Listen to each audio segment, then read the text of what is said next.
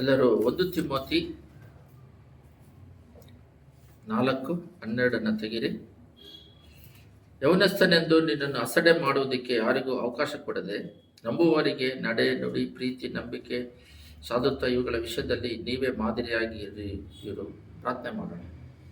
ಸ್ತುತಿಮಂದಿರದಲ್ಲಿ ನಿವಾಸ ಮಾಡುವ ಪರಲೋಕ ತಂದೆಯೇ, ಕೊಟ್ಟಿರುವ ವಾಕ್ಯ ಭಾಗಗಳ ಮೂಲಕ ನೀನು ಮಾತಾಡ್ರಿ, ಕಾರ್ಯ ಮಾಡ್ರಿ, ಕ್ರಿಯೆ ಮಾಡ್ರಿ.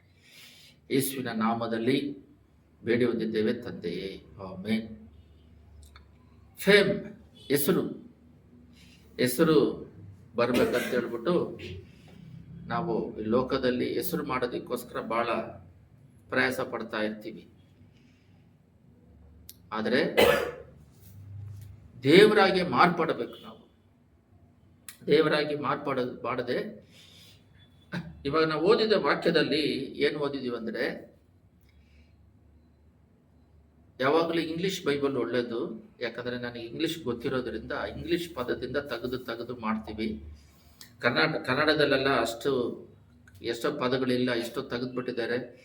ಅದೆಲ್ಲ ಸ್ವಲ್ಪ ಬೇರೆ ಭಾಷೆ. ಇಂಗ್ಲಿಷ್ ಬಂದು ಫಸ್ಟ್ ಹೀಬ್ರುವಿಂದ, ಆಮೇಲೆ ಅರಮಿಕ್ಕಿಗೆ, ಗ್ರೀಕಿಗೆ ಬಂದು, ಗ್ರೀಕಿಂದ ಇಂಗ್ಲಿಷ್ಗೆ ಬಂದಿರೋದ್ರಿಂದ ಇಂಗ್ಲೀಷಲ್ಲಿ ಅಧಿಕವಾಗಿ ಧ್ಯಾನ ಮಾಡಿ ಚೆನ್ನಾಗಿರುತ್ತೆ. ಏನಂದ್ರೆ ಬಿಲೀವರ್ ಅನ್ನೋದ್ರ ಬಗ್ಗೆ ನನಗೆ ಗೊತ್ತಿದ್ದ ಮಟ್ಟಿಗೆ ಬೈಬಲಲ್ಲಿ ಎಲ್ಲಿ ಇಲ್ಲ. ಬಿಲೀವರ್ಸ್ ಅರ್ಥ ಆಗ್ತಿದೆಯಾ? ಅರ್ಥ ಆಗ್ತಿಲ್ಲ. ದೇವರನ್ನ ಫಾಲೋ ಮಾಡೋರ್ನ ಬಿಲೀವರ್ಸ್ ಅಂತಾರೆ. ಅದಿಲ್ಲ, ಅದು ತಪ್ಪು, ರಾಂಗ್. ಬಿಲೀವ್ ಅಂತ ಇದೆ. ದೇವರನ್ನ ನಂಬ್ರಿ. ಬಿಲೀವ್ ಬೇರೆ, ಬಿಲೀವರ್ಸ್ ಬೇರೆ. ಬಿಲೀವರ್ಸ್ ಅಂದ್ರೆ ಜನಗಳೆಲ್ಲ ದೇವ್ರ ನಂಬೋದು. ಬಿಲೀವ್ ಅಂದ್ರೆ ನೀವು ದೇವ್ರನ್ನ ನಂಬ್ರಿ ಅಂತ. ಇದನ್ನ ಉಲ್ಟಾ ಮಾಡಿಟ್ಟಿದ್ದಾರೆ. ಅರ್ಥ ಆಗಿಲ್ಲ ಅಂದ್ರೆ ಅದು ಇಂಗ್ಲೀಷಲ್ಲೆಲ್ಲ ಚೆನ್ನಾಗಿರುತ್ತೆ. ಇದರಲ್ಲಿ ನಂಬುವವರಿಗೆ ಅಂತಿದೆ, ಇಂಗ್ಲೀಷಲ್ಲಿ ಬಿಲೀವ್ ಅಂತಿದೆ. ದೇವರನ್ನ ನಂಬ್ರಿ ಅಂತ. ಬಟ್ ಬೈಬಲ್ ಪೂರ್ತಿ ಹುಡುಕಿದ್ರೆ ಬಿಲೀವರ್ಸ್ ಅನ್ನೋದಿಲ್ಲ, ಆ ಪದ ಇಲ್ಲ. ಬಿಲೀವ್ ಮಾಡ್ರಿ, ದೇವ್ರನ್ನ ನಂಬ್ರಿ. ಯಾವಾಗ ನಾವು ಸೇವೆ ಪ್ರಾರಂಭಿಸಿದಾಗ ನಾನು ದೇವ್ರ ನಂಬ್ಕೊಂಡೆ ಅಂತ ಹೇಳ್ತಾರೆ, ಅದು ಕರೆಕ್ಟ್. ದೇವ್ರನ್ನ ನಂಬ್ರಿ, ಯೇಸುವೆ ನಿಜವಾದ ದೇವರು, ಅವ್ರನ್ನ ನಂಬ್ರಿ ಅನ್ನೋದು. ಅಂದ್ರೆ ಬಿಲೀವರ್ಸ್ ಅನ್ನೋದಿಲ್ಲ. ನೀವೆಲ್ಲ ಬಂದಿದ್ದೀರಲ್ಲ, ಮತ್ತೆ ನಿಮ್ಮನ್ನ ಫಾಲೋವರ್ ಆಫ್ ಗಾಡ್ ಅಂತ ಹೇಳ್ತಾರೆ. ನೀವು ದೇವರನ್ನು ಬೆಂಬಡಿಸುವಂತವರು ಅಂತ. ದೇವರು ಬಂದು ಮತ್ತಾಯ 28:18 ಏನ್ ಹೇಳಿದ್ದಾರೆ ಅಂದ್ರೆ, ನೋಡ್ರಿ, ಪರಲೋಕದಲ್ಲಿಯೂ ಭೂಲೋಕದಲ್ಲಿಯೂ ಎಲ್ಲ ಅಧಿಕಾರವೂ ನಿಮಗೆ ಕೊಡಲ್ಪಟ್ಟಿದೆ. ನೋಡ್ರಿ, ಮನುಷ್ಯನಿಗೆ ಪರಲೋಕದ ಅಧಿಕಾರ, ಭೂಲೋಕದ ಅಧಿಕಾರ ದೇವರು ಕೊಟ್ಟಿದ್ದಾರೆ. ನೋಡ್ರಿ, ಇನ್ನೊಂದು ಟ್ರಾನ್ಸ್ಲೇಷನ್ ಅಲ್ಲಿ ಬೇರೆ ವಾಕ್ಯದಲ್ಲಿ ಇದೆ, ನನಗಿನ್ನ ದೊಡ್ಡ ಕಾರ್ಯ ಮಾಡ್ತಾರಂತೆ. ದೇವ್ರು ಮಾಡಿರೋದಕ್ಕಿಂತ ದೊಡ್ಡ ಕಾರ್ಯ ಮಾಡ್ತೀವಂತೆ ನಾವು. ಅದೇ ನೋಡ್ರಿ, ಕೊಟ್ಟಿದೆ. ಆದುದರಿಂದ ನೀವು ಹೊರಟು ಹೋಗಿ ಎಲ್ಲ ದೇಶಗಳ ಜನರನ್ನು ಶಿಷ್ಯರನ್ನಾಗಿ ಮಾಡಿರಿ. ಅವರಿಗೆ ತಂದೆ, ಮಗನ, ಪವಿತ್ರ ಆತ್ಮನ ಹೆಸರಿನಲ್ಲಿ ದೀಕ್ಷಾಸ್ನಾನ ಮಾಡಿಸಿ ನಮಗೆ ಉಪದೇಶ ಮಾಡಿರಿ. ಇಲ್ಲಿ ನೋಡ್ರಿ, ಶಿಷ್ಯರನ್ನಾಗಿ ಮಾಡಿರಿ. ಈ ವಾಕ್ಯ ಅಂದ್ರೆ ನೀವು ಇಲ್ಲಿ ಕುತ್ಕೊಂಡಿರ್ತೀರಲ್ಲ, ನೀವು ಬಂದವ್ರನ್ನ ನಾವು ನಿಮ್ಮನ್ನ ಏನ್ ಮಾಡ್ಬೇಕಂದ್ರೆ ಶಿಷ್ಯರನ್ನಾಗಿ ಮಾಡ್ಬರ್ಬೇಕು. ಅದು ಸಿಂಪಲ್. ನೀವು ಮತ್ತಾಯ, ಮಾರ್ಕ್, ಲೂಕ, ಯೋವಾನ್ ಓದ್ತಾ ಇರ್ಬೇಕಾರೆ ಯೇಸು ಸ್ವಾಮಿ ದೇವರು, ನೀವು ಇವಾಗ ಸ್ಪಿರಿಟ್ ಅಲ್ಲಿ ಇದ್ದಾರೆ ಅನ್ಕೊಳ್ರಿ. ಬೈಬಲ್ ಓದ್ತಾ ಇರ್ಬೇಕಾರೆ 12 ಜನನ್ನ ಹೆಂಗೆ ನಡೆಸಿದ್ರು ಅವರು. ಆ ಟೈಮಲ್ಲಿ ಹೋಲಿ ಸ್ಪಿರಿಟ್ ಇಲ್ದೇ ಇರೋದ್ರ ದೆವ್ವಗಳು, ವ್ಯಾಧಿಗಳೆಲ್ಲ ಸ್ವಸ್ಥತೆ ಆಗ್ತಿರ್ಲಿಲ್ಲ.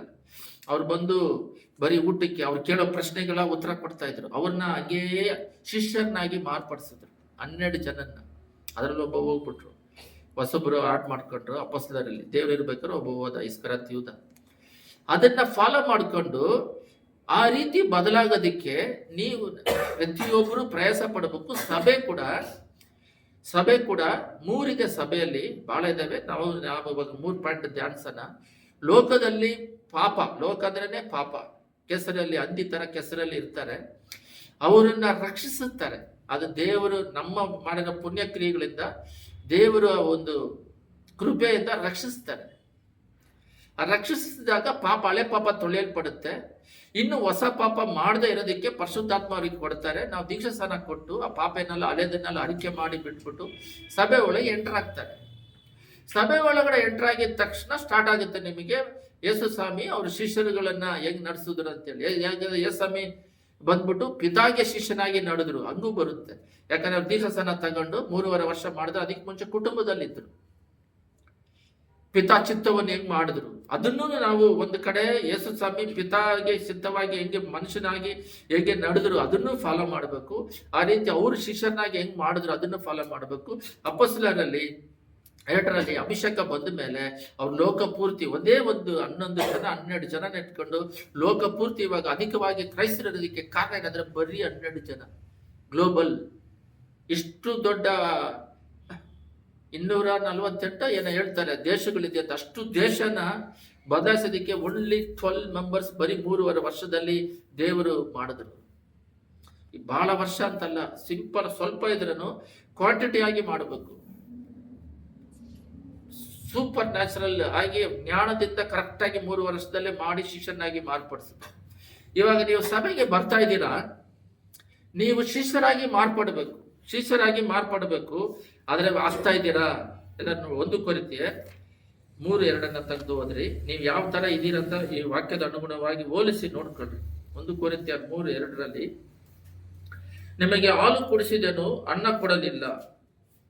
ಅನ್ನ ತಿನ್ನುವುದಕ್ಕೆ ನಿಮಗೆ ಇನ್ನೂ ಶಕ್ತಿ ಇರಲಿಲ್ಲ, ಈಗಲಾದರೂ ಶಕ್ತಿ ಇಲ್ಲ, ಏಕೆಂದ್ರೆ ಇನ್ನು ಶರೀರದೀನ ಸ್ವಭಾವ ಉಳ್ಳವರಾಗಿದ್ದೀರಿ. ಕ್ಲೀನಾಗಿದೆ ನೋಡ್ರಿ. ಹೊಸದಾಗಿ ಸಭೆಗೆ ಬಂದಾಗ ನೀವೆಷ್ಟು ವರ್ಷ ಆಯ್ತು ದೇವ್ರು ನಂಬ್ಕೊಂಡು? ಎಷ್ಟು ವರ್ಷ ಆಯ್ತು ನೀವು ದೀಕ್ಷಾಸ್ನಾನ ತಗೊಂಡು? ಎಷ್ಟು ವರ್ಷದಿಂದ ನೀವು ಸಭೆಗೆ ಹೋಗ್ತಾ ಇದ್ದೀರಾ? ಸ್ವಲ್ಪ ಜನ ಅವ್ರ ಅಪ್ಪ ಕ್ರಿಶ್ಚಿಯನ್, ಅವ್ರ ಮಕ್ಕಳು ಹುಟ್ಟದಾಗಿಂದ ಹೋಗ್ತಾ ಇದ್ದಾರೆ, ಅದು ಲೆಕ್ಕ ಬರಲ್ಲ. ನೀವೆಷ್ಟು ವರ್ಷ ಸಭೆಗೆ ಹೋಗ್ತಿದ್ದೀರಾ? ಎಷ್ಟು ಫ್ರೂಟ್ಫುಲ್ ಆಗಿದ್ದೀರಾ? ಇಲ್ಲಿ ಏನಿದೆ ಅಂದ್ರೆ, ಸ್ಟಾರ್ಟಿಂಗ್ ಅಲ್ಲಿ ಹೊಸದಾಗಿ ಬಂದ್ರಿ, ಅವಾಗ ದೇವ್ರು ನಿಮಗೆ ಹಾಲು ಕುಡಿಯಕ್ಕೆ ಕೊಟ್ರಂತೆ. ಯಾಕಂದ್ರೆ ಮಗು ಹಾಲು ಕುಡಿತದೆ, ಅದು ಗಟ್ಟಿಯಾದ ಆಹಾರ ಕೊಟ್ರೆ ಜೀರ್ಣ ಆಗೋದಿಲ್ಲ, ತಿನ್ನಕ್ಕಾಗಲ್ಲ, ಗಂಟಲು ಸಿಕ್ಕಾಕೊಳ್ಳುತ್ತೆ. ಸ್ವಲ್ಪ ಬೆಳೆದ ಮೇಲೆ ರೈಸನ್ನೇ ಇಚ್ಕಿ ಕೊಡ್ತಾರೆ.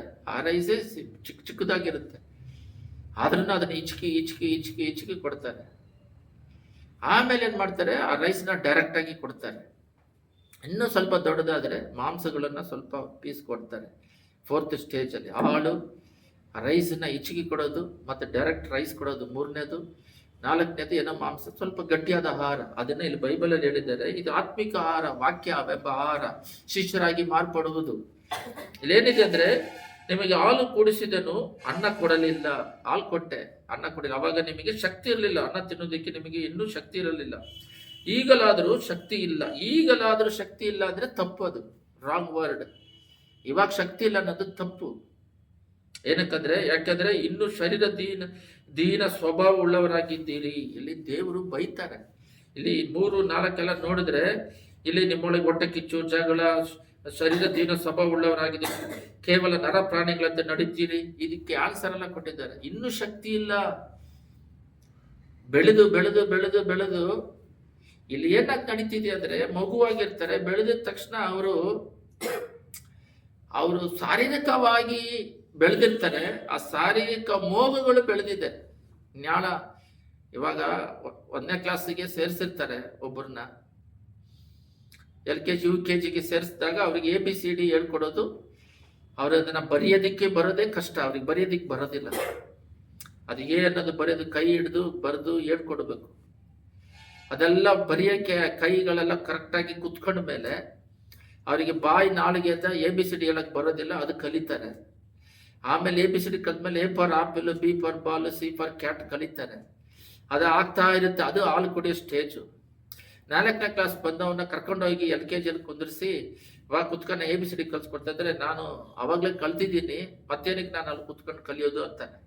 ಮಾನಸಿಕದಲ್ಲಿ ಬೆಳೆದಿದ್ದಾನೆ, ಬಟ್ ABCD ಗೊತ್ತು ಅಂತ ಹೇಳ್ತಾನೆ. ಆ ರೀತಿ ಸ್ಪಿರಿಚುವಲ್ ಅಲ್ಲಿ ಇದೆಯಾ? ಶಿಷ್ಯರಾಗಿ ಮಾರ್ಪಟ್ಟಿದ್ದೀರಾ? ಆತ್ಮಿಕದಲ್ಲಿ ಬೆಳೆದಿದ್ದೀರಾ? ಸ್ಪಿರಿಚುವಲ್ ಅಲ್ಲಿ ಬೆಳೆದಿದ್ದೀರಾ? ಆತ್ಮಿಕದಲ್ಲಿ ಬೆಳೆದು ಫಲ ಕೊಡ್ತಾ ಇದ್ದೀರಾ? ಒಂದು ಉದಾಹರಣೆಗೆ ನನ್ನನ್ನೇ ತಗೊಂಡ್ರು ಕೂಡ, ಒಂದು ಕಾಲದಲ್ಲಿ ಯೇಸುಸ್ವಾಮಿ ಗೊತ್ತಿಲ್ಲದವನಾಗಿ ಇದ್ದೆ. ಆಮೇಲೆ ಯೇಸುಸ್ವಾಮಿ ಗೊತ್ತಾಯ್ತು. ಆಮೇಲೆ 4 ವರವಾದ ಕೃಪೆಗಳು ಕೊಟ್ಟರು, ವ್ಯಾಧಿಯಿಂದ ಬಿಡುಗಡೆ ಮಾಡಿದ್ರು, ಮತ್ತೆ ಆತ್ಮಿಕ ಸಮಾಧಾನ ಕೊಟ್ಟರು, ಹಳೆ ಪಾಪ ಎಲ್ಲ ತೊಳೆದ್ರು, ಜ್ಞಾನ ಕೊಟ್ಟರು, ಕೃಪಾ ಅಭಿಷೇಕ ಕೊಟ್ಟರು. ಅಭಿಷೇಕ ಕೊಟ್ಟ ಮೇಲೆ ಈ 3 ಆದ್ಮೇಲೆ ಹಣದ ಆಶೀರ್ವಾದ ಕೊಟ್ಟರು, ಲೋಕದ ಹಣದ ಆಶೀರ್ವಾದ ಕೊಟ್ಟರು. ಆದ್ಮೇಲೆ 4ಕ್ಕೆ ಕರ್ಕೊಂಡು ಹೋದ್ರು, ನನ್ನನ್ನ ಸೇವೆ ಮಾಡೋದಕ್ಕೆ ಉಪಯೋಗಿಸಿದ್ರು. ಸೇವೆ 98ರಲ್ಲಿ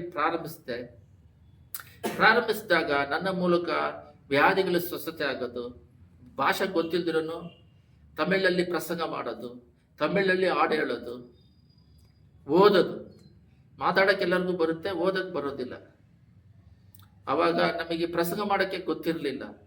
ಆಮೇಲೆ ತೆಲುಗಲ್ಲಿ ಹೇಳ್ಕೊಟ್ರು, ತೆಲುಗಲ್ಲಿ ಪ್ರಸಂಗ ಮಾಡೋದಿಕ್ಕೆ, ತೆಲುಗಲ್ಲಿ ಹಾಡು ಹೇಳೋದಿಕ್ಕೆ, ತೆಲುಗಲ್ಲಿ ಪ್ರಾರ್ಥನೆ ಮಾಡೋದಿಕ್ಕೆ. ಇದಕ್ಕಿಂತ ಹೆಚ್ಚಾಗಿ ಹಾಡು ಹೇಳಕ್ಕೆ ಬರ್ತಾ ಇರಲಿಲ್ಲ. ಹಾಡು ಹೇಳಿದ್ರೆ ಅಭಿಷೇಕ ಬರ್ತಾ ಇತ್ತು.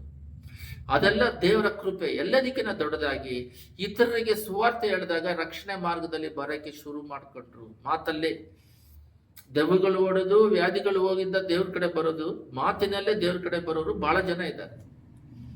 ಆವಾಗ ಪರಿಶುದ್ಧಾತ್ಮ ಆಪರೇಟ್ ಆಗಕ್ಕೆ ಶುರುವಾಯ್ತು. ಮೊದಲು ಏನು ಪಾಪದಲ್ಲಿದ್ದ ನನ್ನನ್ನ, ವ್ಯಾಧಿಯಲ್ಲಿ ಸತ್ತೋಗ್ತೇನೆ ಅಂತ ಇದ್ದದನ್ನ ನಮ್ಮನ್ನ ಎತ್ತಿ ಮೆಚುರಿಟಿಯಲ್ಲಿ ಬೆಳೆಸಿದ್ರು. ಅದು ಉದಾಹರಣೆ ನಿಮಗೆ ಅರ್ಥ ಆಗಿಲ್ಲ ಅಂದ್ರೆ, ಒಂದು ಹೆಣ್ಮಗುನ ಗಮನಿಸ್ರಿ. ಆ ಹೆಣ್ಮಗು 13 ವಯಸ್ಸು, 14, 15 ವಯಸ್ಸು ಬರೋವರೆಗೂ ಅದು ದೇವ್ರು ಇಟ್ಟಿದ್ದಾರೆ ನೇಮ, ಏಜ್ ಅಟೆಂಡೆಂಟ್ ಅಂತ ಇಟ್ಟಿದ್ದಾರೆ. ಅದಕ್ಕೆ ಇಂಗ್ಲಿಷಲ್ಲಿ ಮೆಚುರಿಟಿ ಅಂತ ಹೇಳ್ತಾರೆ. ಏಜ್ ಅಟೆಂಡ್ ಆಗೋವರೆಗೂ ಅವರು ಹೆಂಗ್ ಬೇಕಾದ್ರೆ ಎಲ್ಲ ಹುಡುಗರ ಜೊತೆ ಆಟ ಆಡ್ತಾ ಇರ್ತಾರೆ, ಎಲ್ಲ ಮಾಡ್ತಿರ್ತಾರೆ. ಸಡನ್ ಆಗಿ ಆಗಿದ ತಕ್ಷಣ ಅವರಿಗೆ ಮೆಚುರಿಟಿ ಆಗುತ್ತೆ. ಆವಾಗ ಹುಡುಗರ ಜೊತೆ ಸೇರೋದಾಗಲಿ, ಅವರ ಪ್ರೈವೇಟ್ ಪಾರ್ಟ್ಗಳನ್ನ ಯಾರಿಗೂ ಮುಟ್ಟದಾಗಲಿ ಅವ್ರು ಏನ್ ಮಾಡ್ತಾರೆ ಅಂದ್ರೆ ಜಾಗರೂಕತೆ ಆಗ್ತಾರೆ. ಅಂಥವ್ರಿಗೇನೆ ಮ್ಯಾರೇಜ್ ಮಾಡೋದು, ಮೆಚುರಿಟಿ ಆದವರಿಗೆ. ಯಾಕಂದ್ರೆ ಅವರಿಗೆ ಮದುವೆ ಮಾಡಿದ್ರೆ ಅವ್ರಿಗೆ ಗೊತ್ತಿರೋದಿಲ್ಲ ಗಂಡಣ್ಣ ಹಿಂಗೆ. ಶರೀರದ ಬಲನತೆ ಇದೆ, ಆದರೆ ನಾನು ಸ್ಪಿರಿಚುವಲ್ ಹೇಳ್ತಾ ಇದ್ದೀನಿ. ಶರೀರದಲ್ಲೂ ಅಷ್ಟು ಬಲ ಇರೋದಿಲ್ಲ, ಸ್ಟ್ರೆಂತ್ ಆಗಬೇಕು ಆತ್ಮಿಕದಲ್ಲಿ. ಯಾಕಂದ್ರೆ ಅವ್ರ ಮೆಚುರಿಟಿ ಆದ್ಮೇಲೆ ಇನ್ನೊಂದು ಮಗುಗೆ ಜನ್ಮ ಕೊಡುವಷ್ಟು ದೇವ್ರು ಇಟ್ಟಿದ್ದಾರೆ. ಇದು ಲೋಕ ಕಾರ್ಯಕ್ರಮ, ಇದಲ್ಲ, ಇದು ತಪ್ಪಂತಿದ್ದಾರೆ. ಇದರಲ್ಲಿ ಬೆಳೀತಾ ಇದ್ದಾರೆ. ಅಲ್ಲಿ ಇದೆ, ಶರೀರ ದೀನ ಸ್ವಭಾವ ಉಳ್ಳವರಾಗಿದ್ದು ಈ ಲೋಕದ ಇದರಲ್ಲಿ ಮೆಚುರಿಟಿ ಬಂದು ಇಲ್ಲಿ ಹೆಂಗ್ ನಡ್ಕೋಬೇಕು, ಹಿಂಗೆ ಡ್ರೆಸ್ ಮಾಡಬೇಕು, ಮೆಚುರಿಟಿ ಆದ್ಮೇಲೆ ಡ್ರೆಸ್ ಹೆಂಗ್ ಮಾಡಬೇಕು, ಯಾವ್ಯಾವ ವಿಧದಲ್ಲಿ, ಊಟದ ವ್ಯವಹಾರಗಳಲ್ಲಿ, ಸೇಫ್ಟಿಗಳಲ್ಲಿ, ಮನೆಗಳು, ಇದರಲ್ಲಿ ಬೆಳೀತಾ ಇದ್ದಾರೆ. ಇನ್ನು ಸ್ವಭಾವದಲ್ಲಿ ಆದರೆ ಇನ್ನೂ ದೇವರನ್ನ ನಂಬಿಕೊಂಡು ಇನ್ನೂ ಕೆಟ್ಟ ಸ್ವಭಾವಗಳು ಹೋಗಿಲ್ಲ ಅಂತಿದ್ದಾರೆ. ಹೊಟ್ಟೆ ಕಿರ್ಚು ಹೋಗಿಲ್ಲ, ಕೋಪ ಹೋಗಿಲ್ಲ, ಭಯ ಹೋಗಿಲ್ಲ, ಅಜ್ಞಾನ ಹೋಗಿಲ್ಲ, ಪ್ರಾರ್ಥನೆ ಮಾಡ್ತಿಲ್ಲ, ಆತ್ಮಿಕದಲ್ಲಿ ವಾಕ್ಯ ಧ್ಯಾನಿಸ್ತಾ ಇಲ್ಲ, ಆತ್ಮಿಕದಲ್ಲಿ ಬೆಳವಣಿಗೆ ಇಲ್ಲ, ಸ್ಪಿರಿಚುವಲ್ ಬೆಳವಣಿಗೆ ಇಲ್ಲ, ಆತ್ಮಿಕದಲ್ಲಿ ದೇವರಿಗೆ ಫಲ ಕೊಡ್ತಿಲ್ಲ. ನಮ್ಮನ್ನ ಬಿಡುಗಡೆ ಮಾಡಿ ನಾವು ಇತರನ್ನ ಬಿಡುಗಡೆ ಮಾಡುವಂತೆ ಲೋಕಕ್ಕೆ ಬೆಳಕಾಗಿ ಉಪ್ಪಾಗಿ ಮಾರ್ಪಡಿಸ್ತಾರೆ. ಅದಿಲ್ಲ. ಯಾವ ಸ್ಟೇಜ್ ಅಲ್ಲಿ ಇದೀವಿ ಅಂದ್ರೆ, ಇನ್ನೂ ಹಾಲು ಕುಡಿತಾ ಇದೀವಿ. ಎಷ್ಟು ವರ್ಷ?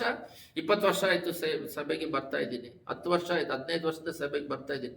ನಾನೇ ಫಸ್ಟ್ ಈ ಸಭೆಗೆ ಬಂದಾಗಲೇ ನಾನೇ ಈ ವಸ್ತು ಎಲ್ಲ ಕೊಡಿಸಿದ್ದು. ನಾನು ಇಷ್ಟು ಮಿಷನರಿಗೆ ದುಡ್ಡು ಕಳಿಸ್ತಾ ಇದ್ದೀನಿ, ಇಷ್ಟೆಲ್ಲ ಮಾಡ್ತಾ ಇದ್ದೀನಿ. ಮಾಡಿದ್ದು ಬಿಟ್ಬಿಟ್ರಿ, ಡೈಲಿ ಮಾಡಬೇಕು. ಎಷ್ಟು ಮಾಡಿದ್ರೂ ಸಾಕಾಗೋದು ದೇವರಿಗೆ. ಸಾಕ್ಷಿಯಾಗಿ ಜೀವಿಸಬೇಕು. ಸಾಕ್ಷಿ ಹೇಳೋದಲ್ಲ, ಅದು 24/7 ನಿದ್ರೆಯಿಂದ ಹಿಡಿದು ದೇವರ ಮೈಂಡನ್ನು ದೇವರಿಗೆ ಒಪ್ಪಿಸಿಕೊಟ್ಟು ದೇವರ ದೃಷ್ಟಿಯಲ್ಲಿ ಸಾಕ್ಷಿಯಾಗಿ ಜೀವಿಸೋದು. ದೇವ್ರ ದೃಷ್ಟಿಯಲ್ಲಿ ಕರೆಕ್ಟ್ ಆಗಿದ್ರೆ ಮನುಷ್ಯನ ಈಸಾಗಿ ಜಯಿಸ್ಬೋದು. ನಾವು ಮನುಷ್ಯನ ಮುಂದೆಗಡೆ ಸಾಕ್ಷಿಯಾಗಿ ಜೀವಿಸ್ಬೇಕು ಅಂದ್ರೆ ನಟನೆ ಮಾಡ್ತೀವಿ, ಡ್ರಾಮಾ ಮಾಡ್ತೀವಿ, ಮಾಡೋಕ್ಕಾಗಲ್ಲ. ಮನುಷ್ಯನ ಮುಂದೆ ಅವನ ಹತ್ರ ಒಳ್ಳೆ ಹೆಸರು ತೆಗಿಬೇಕು, ಒಳ್ಳೆನಾಗಿ ಆಕ್ಟ್ ಮಾಡ್ಬೇಕಾದ್ರೆ ಅವನು ಡ್ರಾಮಾ ಮಾಡೋದವನು ಅನ್ಸುತ್ತೆ. ಇಬ್ರಿಯರ್ 5:12-13 ತೆಗೆದು ಹೋದ್ರಿ. ಇಬ್ರಿಯರಿಗೆ ಬರೆದ ಪತ್ರಿಕೆ 5:12-13 ತಗೊಳ್ರಿ ಎಲ್ಲರೂ. ಕಾಲವನ್ನು ನೋಡಿದರೆ ಇಷ್ಟೊತ್ತಿಗೆ ನೀವು ಏಸಾಮಿ ನಂಬಿಕೊಂಡು ಹಾಲು ಕುಡಿಯೋರಾಗಿದ್ದರೆ ಮಾಂಸ ತಿನ್ನೋ ಸ್ಟೇಜ್ಗೆ ಬಂದಿದ್ದೀರಾ. ಆದರೆ ನೀವಿನ್ನೂ ಪಾಪದಲ್ಲೇ ಇದ್ದೀರಾ, ಲೋಕದಲ್ಲೇ ಇದ್ದೀರಾ. ಇದಕ್ಕೆ ಈ ಸ್ಟೇಜಲ್ಲಿ ಇವಾಗ ಇಷ್ಟೊತ್ತಿಗೆ ನೀವೇನಾಗಿರ್ಬೇಕಂದ್ರೆ, ಕಾಲವನ್ನು ನೋಡಿದರೆ ನೀವು ಇಷ್ಟರೊಳಗೆ ಬೋಧಕರಾಗಿರಬೇಕಾಗಿದ್ದರೂ ಒಬ್ಬನು ನಿಮಗೆ ದೈವೋಕ್ತಿಗಳ ಮೂಲ ಪಾಠವನ್ನು ತಿರುಗಿ ಕಲಿಸಿಕೊಡಬೇಕಾಗಿದೆ. ಒಂದು ಸೇವಕರಂದ ಮೇಲೆ ಅವರಿಗೆ ಕೊಟ್ಟಿರುವ ಜವಾಬ್ದಾರಿ ಏನು? ಅವರು ಆಲ್ರೆಡಿ ಒಂದು ದೊಡ್ಡ ಉನ್ನತವಾದ ಸೇವಕರ ಹತ್ರ ಅವ್ರ ಪಾದದಲ್ಲಿ ಕುತ್ಕೊಂಡು, ಎಲಿಯ ಹತ್ರ ಎಲಿಶನ ಕೈಗೆ ನೀರು ಒಯ್ತಿದ್ದ ಅಂತಿದೆ, ಆ ರೀತಿ ಪಾದದಲ್ಲಿ ಕೂತು ಕಳ್ತವರು. ಒಂದು ಸಲ ಆಬ್ರಾಮ್ ಅಂತ ಹೇಳೋರು ಹೋಸನ ಮಿನಿಸ್ಟ್ರಿಯಲ್ಲಿ ಏಸನ್ನ ಪ್ರಪಂಚ ಪೂರ್ತಿ ತಿರುಗ್ತಾ ಇದ್ರು ಕೂಡ ನಮ್ಮನ್ನ ಕರೆಕ್ಟಾಗಿ ಶಿಲ್ಪಿ ಯಾವ ರೀತಿ ಅಂತ ತಯಾರು ಮಾಡಿ ಬಿಟ್ಬಿಟ್ರು. ಇವಾಗ ಅಷ್ಟು ದೊಡ್ಡ ಮಿನಿಸ್ಟ್ರಿಯನ್ನು ನಾವು ನೋಡ್ಕೊಳ್ಳೋದಿಕ್ಕೆ ನಮ್ಮನ್ನ ತಯಾರು ಮಾಡಿದ್ರು ಅಂತ ಹೇಳ್ತಾರೆ. ಆ ರೀತಿ ಒಂದು ಜಾಗದಲ್ಲಿ ಇದ್ದು ತಯಾರಾಗ್ಬಿಟ್ಟ ಮೇಲೆ ಆಮೇಲೆ ಫೈರ್ ಅಲ್ಲಿ ಎದ್ದು ಬಿಡ್ಬೇಕು. ನಾವು ಆತ್ಮಿಕದಲ್ಲಿ ಬೆಳೀತಾ ಇರಬೇಕು, ಬಹಳ ಜನಗಳ ದೇವ್ರ ಕಡೆ ನಡೆಸ್ತಾ ಇರಬೇಕು, ಮತ್ತೆ ದೇವ್ರ ನಂಬಿರೋನ ಬರುವಿಕೆಗೆ ಸಿದ್ಧ ಮಾಡ್ತಿರ್ಬೇಕು, ಇಷ್ಟೊತ್ತಿಗೆ ಫಲ ಕೊಡೋರಾಗಿರ್ಬೇಕು. ಬೈಬಲ್ ಹೇಳುತ್ತೆ ಪ್ರತಿಯೊಬ್ಬರು ದೇವರ ಸುವಾರ್ತೆ ಹೇಳ್ಬೇಕು, ಅದು ತಲೆ ಮೇಲೆ ಬಿದ್ದ ಭಾರ ಅಂತ. ಡೈಲಿ ಒಬ್ರಿಗಾದ್ರೂ ಹೇಳ್ತಿದ್ದೀರಾ? ಆಂಧ್ರ ಇಷ್ಟು ಉಜ್ಜೀವನ ಬರೋದಕ್ಕೆ ಎಲ್ಲರೂ ಕರ್ನಾಟಕದಲ್ಲಿ ಇರೋರೆಲ್ಲ ಆಂಧ್ರದಲ್ಲಿ ಕ್ರೈಸ್ತರು ಬಹಳ ಆಗ್ತಾ ಇದ್ದಾರೆ ಅಂತ ಅದು ಆಗ್ತಾ ಇದ್ದಾರೆ ಎಲ್ಲರೂ ಹೇಳ್ತಾ ಇದ್ದಾರೆ. ಕಾರಣ ಏನು? ಅವ್ರೇನ್ ಮಾಡ್ತಾರೆ ಅಂದ್ರೆ, ಒಬ್ಬರಿಗೆ ಸುವಾರ್ತೆ ಹೇಳ್ತಿದ್ರೆ ನಾನು ಊಟ ಮಾಡಲ್ಲ ಅಂತ ಕಮಿಟ್ಮೆಂಟ್ ಮಾಡ್ಕೊಂಡಿದ್ರು. ನೀವು ಹೇಳ್ತಾ ಇದ್ದೀರಾ? ಬೈಬಲ್ ಅನ್ನು ಫಾಲೋ ಮಾಡ್ತಿದ್ದೀರಾ? ಅಟ್ಲೀಸ್ಟ್ ಎಷ್ಟು ವರ್ಷ ಆಯ್ತು ಅಂದ್ರೆ, ಎಷ್ಟು ವರ್ಷ ಆದ್ರೇನು ಒಬ್ಬರ ಕೈ ಕೆಳಗೆ ಹೋಗಿ ಅವ್ರು ಹೇಳೋದನ್ನೇ ಕೇಳ್ಕೊಂಡಿರ್ತೀರ. ಅವ್ರು ಹೆಂಗೆ ಹೇಳ್ತಾರೆ? ದೇವ್ರ ಪಾದದಲ್ಲಿ ಕುತ್ಕೊಂಡು ಪ್ರಾರ್ಥನೆ ಮಾಡಿ ವಾಕ್ಯ ಕೇಳಿ ಮಾಡ್ತಾರೆ. ಇನ್ನು 10 ವರ್ಷ 15 ವರ್ಷ ಅವ್ರು ಹೇಳೋದನ್ನೇ ಕೇಳ್ಕೊಂಡಿರೋದು. ನೀವು ಯಾವಾಗ ಇನ್ನೊಬ್ಬರಿಗೆ ಸುವಾರ್ತೆ ಹೇಳೋರಾಗಿ ಮಾರ್ಪಡ್ತೀರ? ಮೆಚುರಿಟಿ ವಯಸ್ಸೆಷ್ಟು ನಿಮಗೆಲ್ಲ? ನಾನು ಹೇಳ್ತಿಲ್ಲ, ದೇವ್ರು ಮಾತಾಡ್ತಿದ್ದಾರೆ, ನಾನು ಹೇಳ್ತಾ ಇದ್ದೀನಿ. ಕಾಲವನ್ನು ನೋಡಿದರೆ ನೀವು ಇಷ್ಟರೊಳಗೆ ಬೋಧಕರಾಗಿರಬೇಕಾಗಿದ್ದರೂ ಒಬ್ಬನು ನಿಮಗೆ ದೈವೋಕ್ತಿಗಳು ಮೂಲ ಪಡಲು ತಿರುಗಿ ಕಳಿಸಿಕೊಡಬೇಕಾಗಿದೆ. ಎಷ್ಟು ಹೇಳಿದ್ರು ದದ್ದುಗಳು, ಸುಮ್ಮನೆ ಪ್ರಾರ್ಥನೆ ಮಾಡೋದು, ವಾಕ್ಯಗಳನ್ನ ಗೊತ್ತಿರಿದ್ರು ಇನ್ನೂ ಕೂಡ ದೇವರೇ ನನ್ನನ್ನು ಏನಕ್ಕೆ ಕರೆದಿದ್ದೀರಾ, ನಿನ್ನ ಚಿತ್ತವೇನು, ನಿನ್ನ ಪ್ಲಾನ್ ಏನು? ಬಹಳ ಜನಗಳು ಸಭೆ ಇಟ್ಕೊಂಡಿರ್ತಾರೆ, ಅವರಿಗೆ ದೇವರು ಏನ್ ಜ್ಞಾನ ಕೊಟ್ಟಿದ್ದಾರೋ ಗೊತ್ತಿಲ್ಲ, ಇನ್ನೊಂದು ಜಾಗಕ್ಕೆ ಹೋಗ್ತಾರೆ ವಾಕ್ಯ ಕೇಳಕ್ಕೆ. ಒಬ್ಬೊಬ್ರು ಅವ್ರಿಗೆ ಕೊಟ್ಟಿರೋ ಜವಾಬ್ದಾರಿ ಸಭೆ ಬಲಪಡೋದಕ್ಕೆ ಪ್ರಾರ್ಥನೆ, ಚಿಕ್ಕದು ಕೊಡ್ಲಿ, ಸಭೆ ಬಲಪಡೋದಕ್ಕೆ ಪ್ರಾರ್ಥನೆ, ಸಭೆಗೆ ಬಂದವ್ರನ್ನ ಸೇವಕರನ್ನ ನೋಡ್ಕೊಳ್ಳುವ ಒಂದು ಜವಾಬ್ದಾರಿ. ಆ ಜವಾಬ್ದಾರಿಯಲ್ಲಿ ಒಂದು ಫ್ಯಾಮಿಲಿನೇ ಇದ್ರೂ ಅದನ್ನ ಹಂಗೆ ಮಾಡ್ಕೊಂಡು ಹೋಗೋದಕ್ಕೆ ತನ್ನನ್ನ ಕಮಿಟ್ಮೆಂಟ್ ಮಾಡಿ ನೀನು ಕೊಟ್ಟಿದೀಯ ಅಂತ ಅದರಲ್ಲಿ ಚಿಕ್ಕದ್ರಲ್ಲಿ ಉತ್ತಮನಾಗಿರ್ಬೇಕು. ಕೊಟ್ಟಿದ್ರನ್ನ ಮಾಡ್ಕೊಂಡು ಹೋದ್ರೆ ಸಾಕು.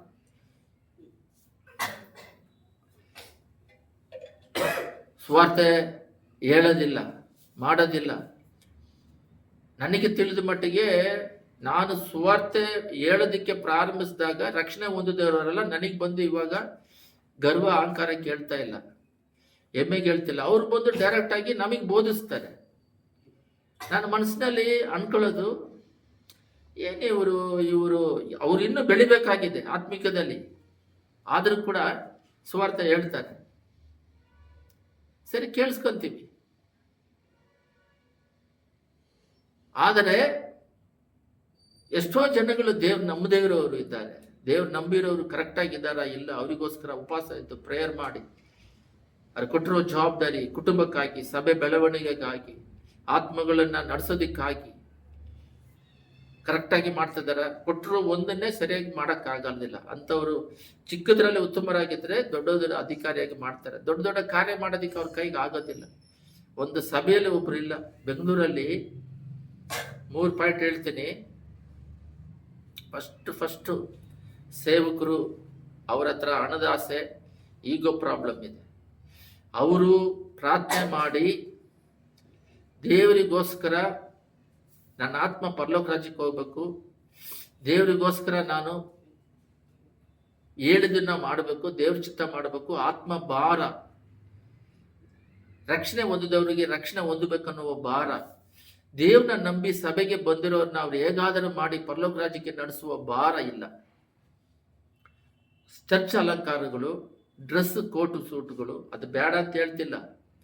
ಅದು ಚಳಿ ಆದ್ರೆ ಹಾಕೊಳ್ರಿ, ಅದು ಏನಕ್ಕೆ ಬರ್ತೈತೆ? ಅಲ್ಲಿ ಸ್ಪಿರಿಚುವಲ್ನೆಸ್ ಇರಬೇಕು, ಕ್ವಾಲಿಟಿ. ಬರೀ ಅಲಂಕಾರಗಳಿದ್ದಾವೆ, ಭೂಲೋಕದಲ್ಲಿ ಬಂದು ತುಂಬಿದೆ, ಆಡಂಬರಗಳು ಬಂದಿದೆ, ಸ್ಪಿರಿಚುವಲ್ನೆಸ್ ಇಲ್ಲ ಸಭೆಯಲ್ಲಿ.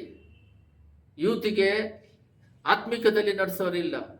ಹಾಡು ಹೇಳಿದ್ರೆ ಜನ ಹಾಡು ಕೇಳಿ ರಕ್ಷಣೆ ಹೊಂದಬೇಕು, ಹೃದಯದಲ್ಲಿ ಮುಟ್ಟಬೇಕು. ಮ್ಯೂಸಿಕ್ ಆಡಂಬರವಾಗಿದೆ, ಅದನ್ನ ಕೇಳಿಬಿಟ್ಟು ಎಮೋಷನ್ ಟೆಂಪ್ಟೇಷನ್ ಪಾಪ. ಈ ಹಾಡುಗಳು ಎರಡನೇದಾಗಿ ಸೇವಕರುಗಳು ಅಲ್ಲಲ್ಲಿ ಹೋಗ್ತಾರೆ, ಊಟ ಕೊಡ್ತಾರೆ, 100 ರೂಪಾಯಿ ಕೊಡ್ತಾರೆ, ಬಸ್ ಫೇರ್ ಅಂತ ಹೋಗ್ತಾರೆ. ಅಲ್ಲಿ ಹೋದ್ರೆ ಅವ್ರ ಆತ್ಮಿಕದಲ್ಲಿ ನಡೆಸೋದಿಲ್ಲ. ಅದು ದುಡ್ಡಿಗೋಸ್ಕರ, ಊಟಕ್ಕೋಸ್ಕರ ಹೋಗೋದಾಗ್ಬಿಟ್ಟಿದೆ. ಯಾಕೆ? ದೇವ್ರು ನಮ್ ಬಂದ್ವಿ, ಕೊಡದೆ ಹೋಗ್ಲಿ, ದೇವ್ರ ಪಾದದಲ್ಲಿ ಕುತ್ಕೊಂಡು ದೇವ್ರು ಕೊಟ್ರೆ ಕೆಲಸ ಮಾಡ್ಬೋದಲ್ಲ, ಮನುಷ್ಯರನ್ನ ಆಧಾರ ಪಡ್ಬೋದು. ಎರಡನೇದು. ಮೂರನೇದು, ವಿಶ್ವಾಸಿಗಳ ಸ್ವಭಾವ ಹೆಂಗಿದೆ ಅಂತ ಹೇಳಿದ್ರೆ, ಅವರು ಬರುವಿಕೆಗೆ ಸಿದ್ಧರಾಗ್ತಿಲ್ಲ. ಜನಗಳನ್ನ, ಆತ್ಮಿಕದಲ್ಲಿ ಇಳಿದರೋರ್ನ ದೇವರಲ್ಲಿ ನಡೆಸೋದು ಪಕ್ಕದಿಗೆ ಸಾಕ್ಷಿಯಾಗಿ ನಡೀತಾ ಇಲ್ಲ. ಅವರು ಫಾಲೋವರ್ ಆಫ್ ಗಾಡ್, ವಿಶ್ವಾಸ ಅನ್ನೋದಿಲ್ಲ, ದೇವ್ರನ್ನ ನಂಬಿರು. ಅವರು ಏನ್ ಮಾಡಬೇಕು? ಕುಟುಂಬಕ್ಕೆ, ಗಂಡನಿಗೆ ವಿಧೇಯರಾಗಿ ಅವರನ್ನ ದೇವರ ಆತ್ಮಿಕದಲ್ಲಿ ಪ್ರಾರ್ಥನೆಯಲ್ಲಿ ನಡೆಸೋದು, ಕುಟುಂಬಗಳನ್ನ, ಮಕ್ಕಳನ್ನ ಕೊಟ್ಟಿದ್ದಾರೆ ಅವನ್ನ ಆತ್ಮಿಕದಲ್ಲಿ ನಡೆಸೋದು, ಬರುವಿಕೆಗೆ ಸಿದ್ಧ ಮಾಡೋದು. ಕೊಟ್ಟಿರೋ ಜವಾಬ್ದಾರಿ ಇಲ್ಲ, ಟೆನ್ಷನ್, ಪ್ರೆಷರ್ಗಳು, ಕೆಲಸ ಕೊಟ್ಟಿರೋದನ್ನ ಮಾಡೋದಿಲ್ಲ, ಕೊಡದೇ ಇರೋದನ್ನ ಯೋಚನೆ ಮಾಡ್ಕೊಂಡು ಕುತ್ಕೊಂಡಿರ್ತಾರೆ. Tension, pressure ಅಧಿಕವಾಗ್ತದೆ. ಕೊಟ್ಟಿರುವ 3 ಜನನ ನೋಡ್ಕೊಳಕ್ ಆಗ್ತಾ ಇಲ್ಲ ಅವ್ರ ಕೈಯಲ್ಲಿ. ದೇವರ ಕೃಪೆ ದಾಸ್ಯ ಆದ ಮೇಲೆ ಅವರು ಹೊರಗಡೆ ಹೋಗಿ ಮಾಡಬೇಕು. ಫಸ್ಟ್ ಅವ್ರ ಗಂಡನ ರಕ್ಷಣೆ ಮಾಡಿದ ಮೇಲೆ, ಅವರಿಗೆ ಬಾಧ್ಯತೆ ಮಾಡಿದ ಮೇಲೆ ಬೇರೆ ಕಡೆ ಮಾಡಬೇಕು. ಏನೇನಿಲ್ಲ, ಇನ್ನೂ ಹಾಲು ಕುಡಿತಾ ಇದ್ದಾರೆ ಹೊರತು ಗಟ್ಟಿಯಾದ ಆಹಾರ ಪದಾರ್ಥ, ಮಾಂಸ ತಿಂತಾ ಇಲ್ಲ. ಅವಮಾನ ತರ್ತಾ ಇದ್ದಾರೆ. ಸಭೆಗೆ ಬಂದ ಮೇಲೆ, ಸಭೆಗೆ ಯಾರಾದ್ರೂ ಹೊಸಬರು ಬಂದ್ರೆ ಅವ್ನ ಆತ್ಮಿಕದಲ್ಲಿ ನಡ್ಸೋಣ, ಲೋಕದ ಬಗ್ಗೆ ಮಾತಾಡೋದು ಬೇಡ, ಅವರಿಗೋಸ್ಕರ ಹೆಸರು ಕೊಡ್ರಿ ಅಂತೇಳಿ ಬರ್ದಿಟ್ಕೊಂಡು ಪ್ರೇಯರ್ ಮಾಡೋಣ. ಅವ್ರ ಸಭೆಗೆ ಬರ್ಲಿ ನೆಕ್ಸ್ಟ್ ವೀಕ್, ಬರ್ದೇ ಇದ್ರೆ ದೇವ್ರ ಹತ್ರ ಕೇಳೋಣ. ಅದೆಲ್ಲ ದೇವ್ರು ನೋಡ್ತಾರೆ ಹೃದಯಗಳನ್ನ. ಇಲ್ಲಿದೆ ನೋಡ್ರಿ 12ರಲ್ಲಿ, ಕಾಲವನ್ನು ನೋಡಿದರೆ ನೀವು ಇಷ್ಟರೊಳಗೆ ಬೋಧಕರಾಗಿರಬೇಕಾದ್ರೆ ಒಬ್ಬನು ನಿಮಗೆ ದೈವೋಕ್ತಿ ಮೂಲ ಪಾಠವನ್ನು ತಿರುಗಿ ಕಳಿಸ್ಕೊಡ್ಬೇಕು. ಇದರಲ್ಲಿ 2 ಪಾಯಿಂಟ್ ಇದೆ. ಒಂದು ಬಂದು ಎಲ್ಲರ ಸುವಾರ್ತೆ ಹೇಳೋದು, ಎಲ್ಲರ ಮೇಲೆ ತಲೆ ಬೆದ್ದು ಭಾರ, ಅದೆಲ್ಲರೂ ಕರಿವಿಕೆ ಬೇರೆ, 5 ವಿಧವಾದ ಸೇವೆ. ಅದು ಬಿಟ್ಟು ಪ್ರತಿಯೊಬ್ಬರು ಸುವಾರ್ತೆ ಹೇಳಬೇಕು. ಸುವಾರ್ತೆ ಹೇಳ್ತಾ ಇರ್ಬೇಕಾದ್ರೆ ಆಮೇಲೆ ಬಂದು ಅವರ ಶಿಷ್ಯರಾಗಿ ಮಾರ್ಪಡಬೇಕು. ನೀವು ಶಿಷ್ಯರಾಗಿ ಮಾರ್ಪಟ್ಟು ನೀವು ಬೋಧಿಸ್ತಾ ಇರಬೇಕು. ಇದು ಗಾಡ್ಸ್ ಪ್ಲಾನ್. ಇದು ಎಲ್ಲರ ಮೇಲೆ, ಒಬ್ಬೊಬ್ಬರ ಮೇಲೆ ಒಂದೊಂದು ಪ್ಲಾನ್ ಇಟ್ಟಿದ್ದಾರೆ. ನಿನ್ನ ಮೂಲಕ ಸ್ಕೂಲಲ್ಲಿ, ಕೆಲಸ ಮಾಡೋ ಜಾಗದಲ್ಲಿ, ಮತ್ತೆ ಮನೆಯಲ್ಲಿ, ನೆಂಟರುಗಳ ಮಧ್ಯದಲ್ಲಿ ನೀನು ಯಾವ ರೀತಿ ನಡೀತಾ ಇದೆಯಾ? ನೀನು ಪೋಸ್ ಕೊಟ್ಕೊಂಡು ನೀನು ಪೋಸ್ ನೋಡ್ತಾ ಇದೆಯಾ ಹೊರತು ದೇವ್ರ ಬಗ್ಗೆ ಎಲ್ಲಿ ಮಾತಾಡ್ತೀರ? ಲೋಕದ ಬಗ್ಗೆ ಮಾತಾಡ್ತೀರ? ಆ ಭಾರ ವಾಚ್ಯ ಇದ್ರೆ ತಾನೆ. ನಟನೆ, ಡ್ರಾಮಾ, ಆ ಟೈಮಲ್ಲಿ ಪ್ರೇಯರ್ ಮಾಡ್ಬೇಕಾರೆ, ವಾಕ್ಯ ಓದ್ಬೇಕಾದ್ರೆ ಒಬ್ಬರನ್ನೆಲ್ಲ ಸಾಕ್ಷಿ ಹೇಳಕ್ ನಿಂದಿಸ್ಬಿಡ್ಬೇಕು, ಗೊಯ್ಯೋತ ಅಳು ಬರುತ್ತೆ, ಆ ಟೈಮಲ್ಲಿ ಬರುತ್ತೆ. ಎಲ್ಲ ಆಕ್ಟಿಂಗ್ಗಳು. ಒಂದೇ ಸಮನೆ ಹೆಂಗಿದೆಯೋ ಹಂಗೆ ಪ್ರೇಯರ್ ಮಾಡಿದ್ರೆ, ಪ್ರೇಯರ್ ಮಾಡ್ಬೇಕಾದ್ರೆ ಹಂಗೆ ಕಾಮನ್ ಆಗಿ ಪ್ರೇಯರ್ ಬರಬೇಕು. ಅವ್ರನ್ನೆಲ್ಲ ನಂಬೇಡ್ರಿ, ಅವರೆಲ್ಲ ಕಳ್ಳರುಗಳು. ಅಲ್ಲಿ ಮಾತ್ರ ಎಮೋಷನ್ ಸಹಿತ ಅಂದು ಏನೋ ಮಾಡೋ ತರ, ಏನೋ ಆಕ್ಟಿಂಗ್ ತರ ಪ್ರಾರ್ಥನೆ ಮಾಡ್ಬೇಕಾದ್ರೆ ಅಂತಾರೆ. ಅದು ಮಾಡ್ತೀಯಮ್ಮ, ಅದಾದ್ಮೇಲೆ 24/7 ಬೇರೆ ಟೈಮಲ್ಲಿ ಹೆಂಗ್ ಜೀವನ ಮಾಡ್ತಿದ್ಯಾ? ಕೊಟ್ಟಿರೋ ಸಮಯಗಳನ್ನ ಹೆಂಗ್ ಉಪಯೋಗಿಸ್ತಿದ್ಯಾ? ಕುಟುಂಬ ಕೊಟ್ಟಿದ್ದಾರಲ್ಲ, ಹೆಂಗ್ ನಡೆಸ್ತಾ ಇದೆಯಾ? ಸ್ಪಿರಿಚುವಲ್ ಇದೆಯಾ? ಆತ್ಮಿಕತೆ ಇದೆಯಾ? ಕೆಳಗಡೆ ಇದೆ ನೋಡ್ರಿ, ಮೂಲ ಪಾಠಗಳನ್ನು ತಿರುಗಿ ಕಳಿಸಿಕೊಡಬೇಕಾಗುತ್ತದೆ. ನೀವು ಹಾಲು ಕುಡಿಯತಕ್ಕವರೇ ಹೊರತು ಗಟ್ಟಿಯಾದ ಆಹಾರವನ್ನು ತಿನ್ನತಕ್ಕವರಲ್ಲ. ಇನ್ನೂ ಹಾಲು ಕುಡಿತಾ ಇದ್ದೀರಾ ಹೊರತು ಗಟ್ಟಿಯಾದ ಪದಾರ್ಥ ಕೊಟ್ರೆ ಅಂದ್ರೆ, ಆದ್ರೆ ಲೋಕದಲ್ಲಿ ತಿಂತಾ ಇದ್ದೀರಾ. ಇವಾಗ ಲೋಕ ಕಾರ್ಯಕ್ರಮದಲ್ಲಿ ಹಾಲಿಂದ ಹೋಗಿ ಇಚ್ಚಿಗೆ ಕೊಟ್ಟ ರೈಸ್ ಹೋಗಿ, ಇವಾಗ ಮಾಮೂಲಿ ರೈಸ್ ತಿಂದು, ಮುದ್ದೆ ತಿಂದು, ಗಟ್ಟಿಯಾದ ಪದಾರ್ಥಗಳು ಚಪಾತಿ ಎಲ್ಲ ತಿಂದುಕೊಂಡು, ಮಾಂಸಗಳು ಗಟ್ಟಿಯಾದ ಪದಾರ್ಥ ತಿನ್ನೋವರೆಗೂ ಹೋಗಿದ್ದೀರಾ ಹೊರತು ಸ್ಪಿರಿಚುವಲ್ ಅಲ್ಲಿ ಬೆಳೆದಿದ್ದೀರಾ. ನನಗೆ ನೋಡ್ರಿ, ಇದು ಬಹಳ ಇಂಪಾರ್ಟೆಂಟ್. ಶ್ರದ್ಧೆಯಿಂದ ಕೇಳ್ರಿ, ಅರ್ಥ ಮಾಡ್ಕೊಳ್ರಿ. ಹೊಸದಾಗಿ ದೇವ್ರು ನಂಬುದ್ರು 2 ಕೆಲಸ ಮಾಡ್ತಾ ಇದ್ದೆ. ಒಂದು ದುಡಿಮೆಗೋಸ್ಕರ ನಾನೇನೋ ಮಾಡ್ತಾ ಇದ್ದೆ, ಸುವಾರ್ತೆ ಹರಡ್ತಾ ಇದ್ದೆ, ಜನಗಳು ದೇವ್ರ ಕಡೆ ಬರ್ತಿದ್ರು, ದೊಡ್ಡ ಮೀಟಿಂಗ್ ಮಾಡ್ತಾ ಇದ್ದೆ. 40,000 2004ರಲ್ಲಿ ಎಸ್ಎನ್ಐ ಇಟ್ಟು ಮೀಟಿಂಗ್ ಮಾಡಿದೆ. 40,000 ಬಂದ್ರು. ಎಷ್ಟೋ ಜನ ಬಿಡುಗಡೆ ಆಗಿದ್ದಾರೆ ಗೊತ್ತಿಲ್ಲ. ಗ್ರಾಮಗಳಿಗೆ ಸೇವೆ ಮಾಡಕ್ ಹೋದ್ರೆ, ನೀನ್ ಮೀಟಿಂಗ್ ಇಟ್ಟಲ್ಲ, ಅವಾಗ ಮಗುವಿಗೆ ಮಾತಾಡ್ತಾ ಇದ್ದೆ ಅಂತೆಲ್ಲ ಸಾಕ್ಷಿ ಹೇಳಿದ್ರು. ಅಬ್ಬಾ ಒಂದು ದೊಡ್ಡ ಉಜ್ಜುನ ಎದ್ದೇಳ್ತು ಎಲ್ಲ ಗ್ರಾಮ ಪಟ್ಟಣಗಳಲ್ಲಿ. ಬೆಂಕಿ, ಓಹೋ ದೇವ್ರು ಈ ತರ ಇದಾರ, ಇಷ್ಟು ಇದಾರ ಅಂತೇಳಿ ಅಣ್ಣೀರುಗಳು ನನ್ನನ್ನು ಒಬ್ರು ಕೇಳಿದ್ರು, ಈ ತರ ಮೀಟಿಂಗ್ ಮಾಡ್ದಲ್ಲಪ್ಪ, ಇನ್ನೊಂದ್ಸಲ ಮಾಡು ಅಂತ ಹೇಳ್ಬಿಟ್ಟು ಆ ಲೀಡ್ರು ಒಬ್ರು ರಂಗನಾಥ್ ರೆಡ್ಡಿ ಅಂತಾನೆ ಕೇಳಿದ್ರು. ಅಷ್ಟು ಎಫೆಕ್ಟ್ ಕೊಡ್ತು ಅವ್ರು ಮಾತಾಡಿರೋದು ಮೈಕ್ ಸೆಟ್ ಅಲ್ಲಿ. ನಾನು ಹೇಳೋದನ್ನ ಭಾಗ ಚೆನ್ನಾಗಿ ಅರ್ಥ ಮಾಡ್ಕೊಳ್ರಿ. ಎರಡೇ ಕೆಲಸ ಮಾಡ್ತಿದ್ದೆ. ಇವಾಗ ದೇವ್ರ ಚಿತ್ತ ಏನೋ, ಬೆಂಗಳೂರು ಪಟ್ಟಣಕ್ಕೆ ಆಧಾರದಿಂದ ಬಂದು ಸೇವೆ ಪ್ರಾರಂಭಿಸಿದ್ವಿ. ಮೈಂಡಲ್ಲಿ ಕಾನ್ಸಂಟ್ರೇಷನ್ನೇ ಇಲ್ಲ ಯಾರ ಹತ್ರನು. ಕೊಟ್ಟಿರುವ ಜವಾಬ್ದಾರಿಯನ್ನು ಮಾಡದೆ ಇವಾಗ ಏನಾದರೂ ಒಂದು ಕೆಲಸ ಇದೆ ಅವರಿಗೆ, ಅದನ್ನ ಬಿಟ್ಟು ಬೇರೆ ಕೆಲಸ ಮಾಡ್ತಾರೆ. ಅವರಿಗೆ ದೇವರು ಫಸ್ಟು ಗಂಡ ಒಂದು ಹೆಂಡತಿ, ಅದರ ಒಂದು ಗಂಡ ಮಕ್ಕಳು, ಆಮೇಲೆ ಬೇರೆ. ಇವಾಗ ನೋಡ್ರಿ, ಒಂದು ಎಕ್ಸಾಂಪಲ್ ಹೇಳ್ತೀನಿ. ಫಸ್ಟ್ ಇವಾಗ ನಾನು ದೇವ್ರು ನಂಬದ ಮೇಲೆ ಫಸ್ಟ್ ದೇವರ ಫೆಲೋಶಿಪ್, ನನಗೆ ಸೇವೆ ಅಲ್ಲ, ಇನ್ನೊಬ್ಬರಿಗೆ ಸ್ವಾರ್ಥ ಹೇಳೋದಲ್ಲ, ಅದಿರಲಿ ಇಲ್ಲದೆ ಹೋಗ್ಲಿ. ಫಸ್ಟ್ ನಾವು ದೇವರ ಐಕ್ಯತೆ ಇದ್ದು ಹೇಳಿದ್ರೂ ಪ್ರಯೋಜನ ಇಲ್ಲ. ಅದು ಮಾಂಸಿಕ ಅಂತ ಹೇಳಿದ್ರೆ ಅದು ದೆವ್ವನೂ ಹೋಗಲ್ಲ, ವ್ಯಾಧಿನೂ ಹೋಗಲ್ಲ, ಮಾತಾಡೋದು ಹೃದಯದಲ್ಲಿ ಕಾರ್ಯ ಮಾಡಲ್ಲ, ಸೇವೆನೇ ವೇಸ್ಟ್ ಅವರು.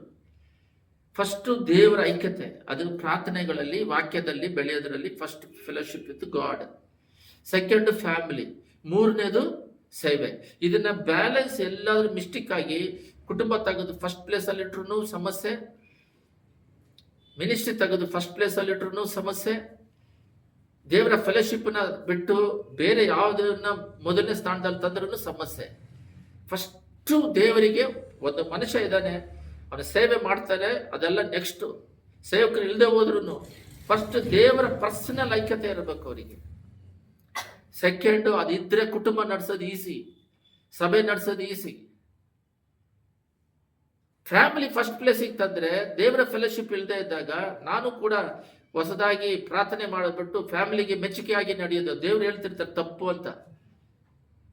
ಬರೀ ಹೇಳ್ತೀನ ಒಬ್ರು ಚಿಕ್ಕ ಮಕ್ಕಳನ್ನ ಯಾರ ಜೊತೆಗೂ ಮೀಟಿಂಗಿಗೆ ಕಳಿಸ್ಬಿಡೋದು ಕಾರಲ್ಲಿ, ನಾನು ಹೋಗೋದಿಲ್ಲ ಅಂತೇಳಿ. ಹೋಗಿದ್ರೆ ಚೆನ್ನಾಗಿರ್ತಿತ್ತು, ಏನಕ್ಕೆ ಸುಮ್ಮನೆ ಅಲ್ಲಿ ಹೋಗೋದಂತ.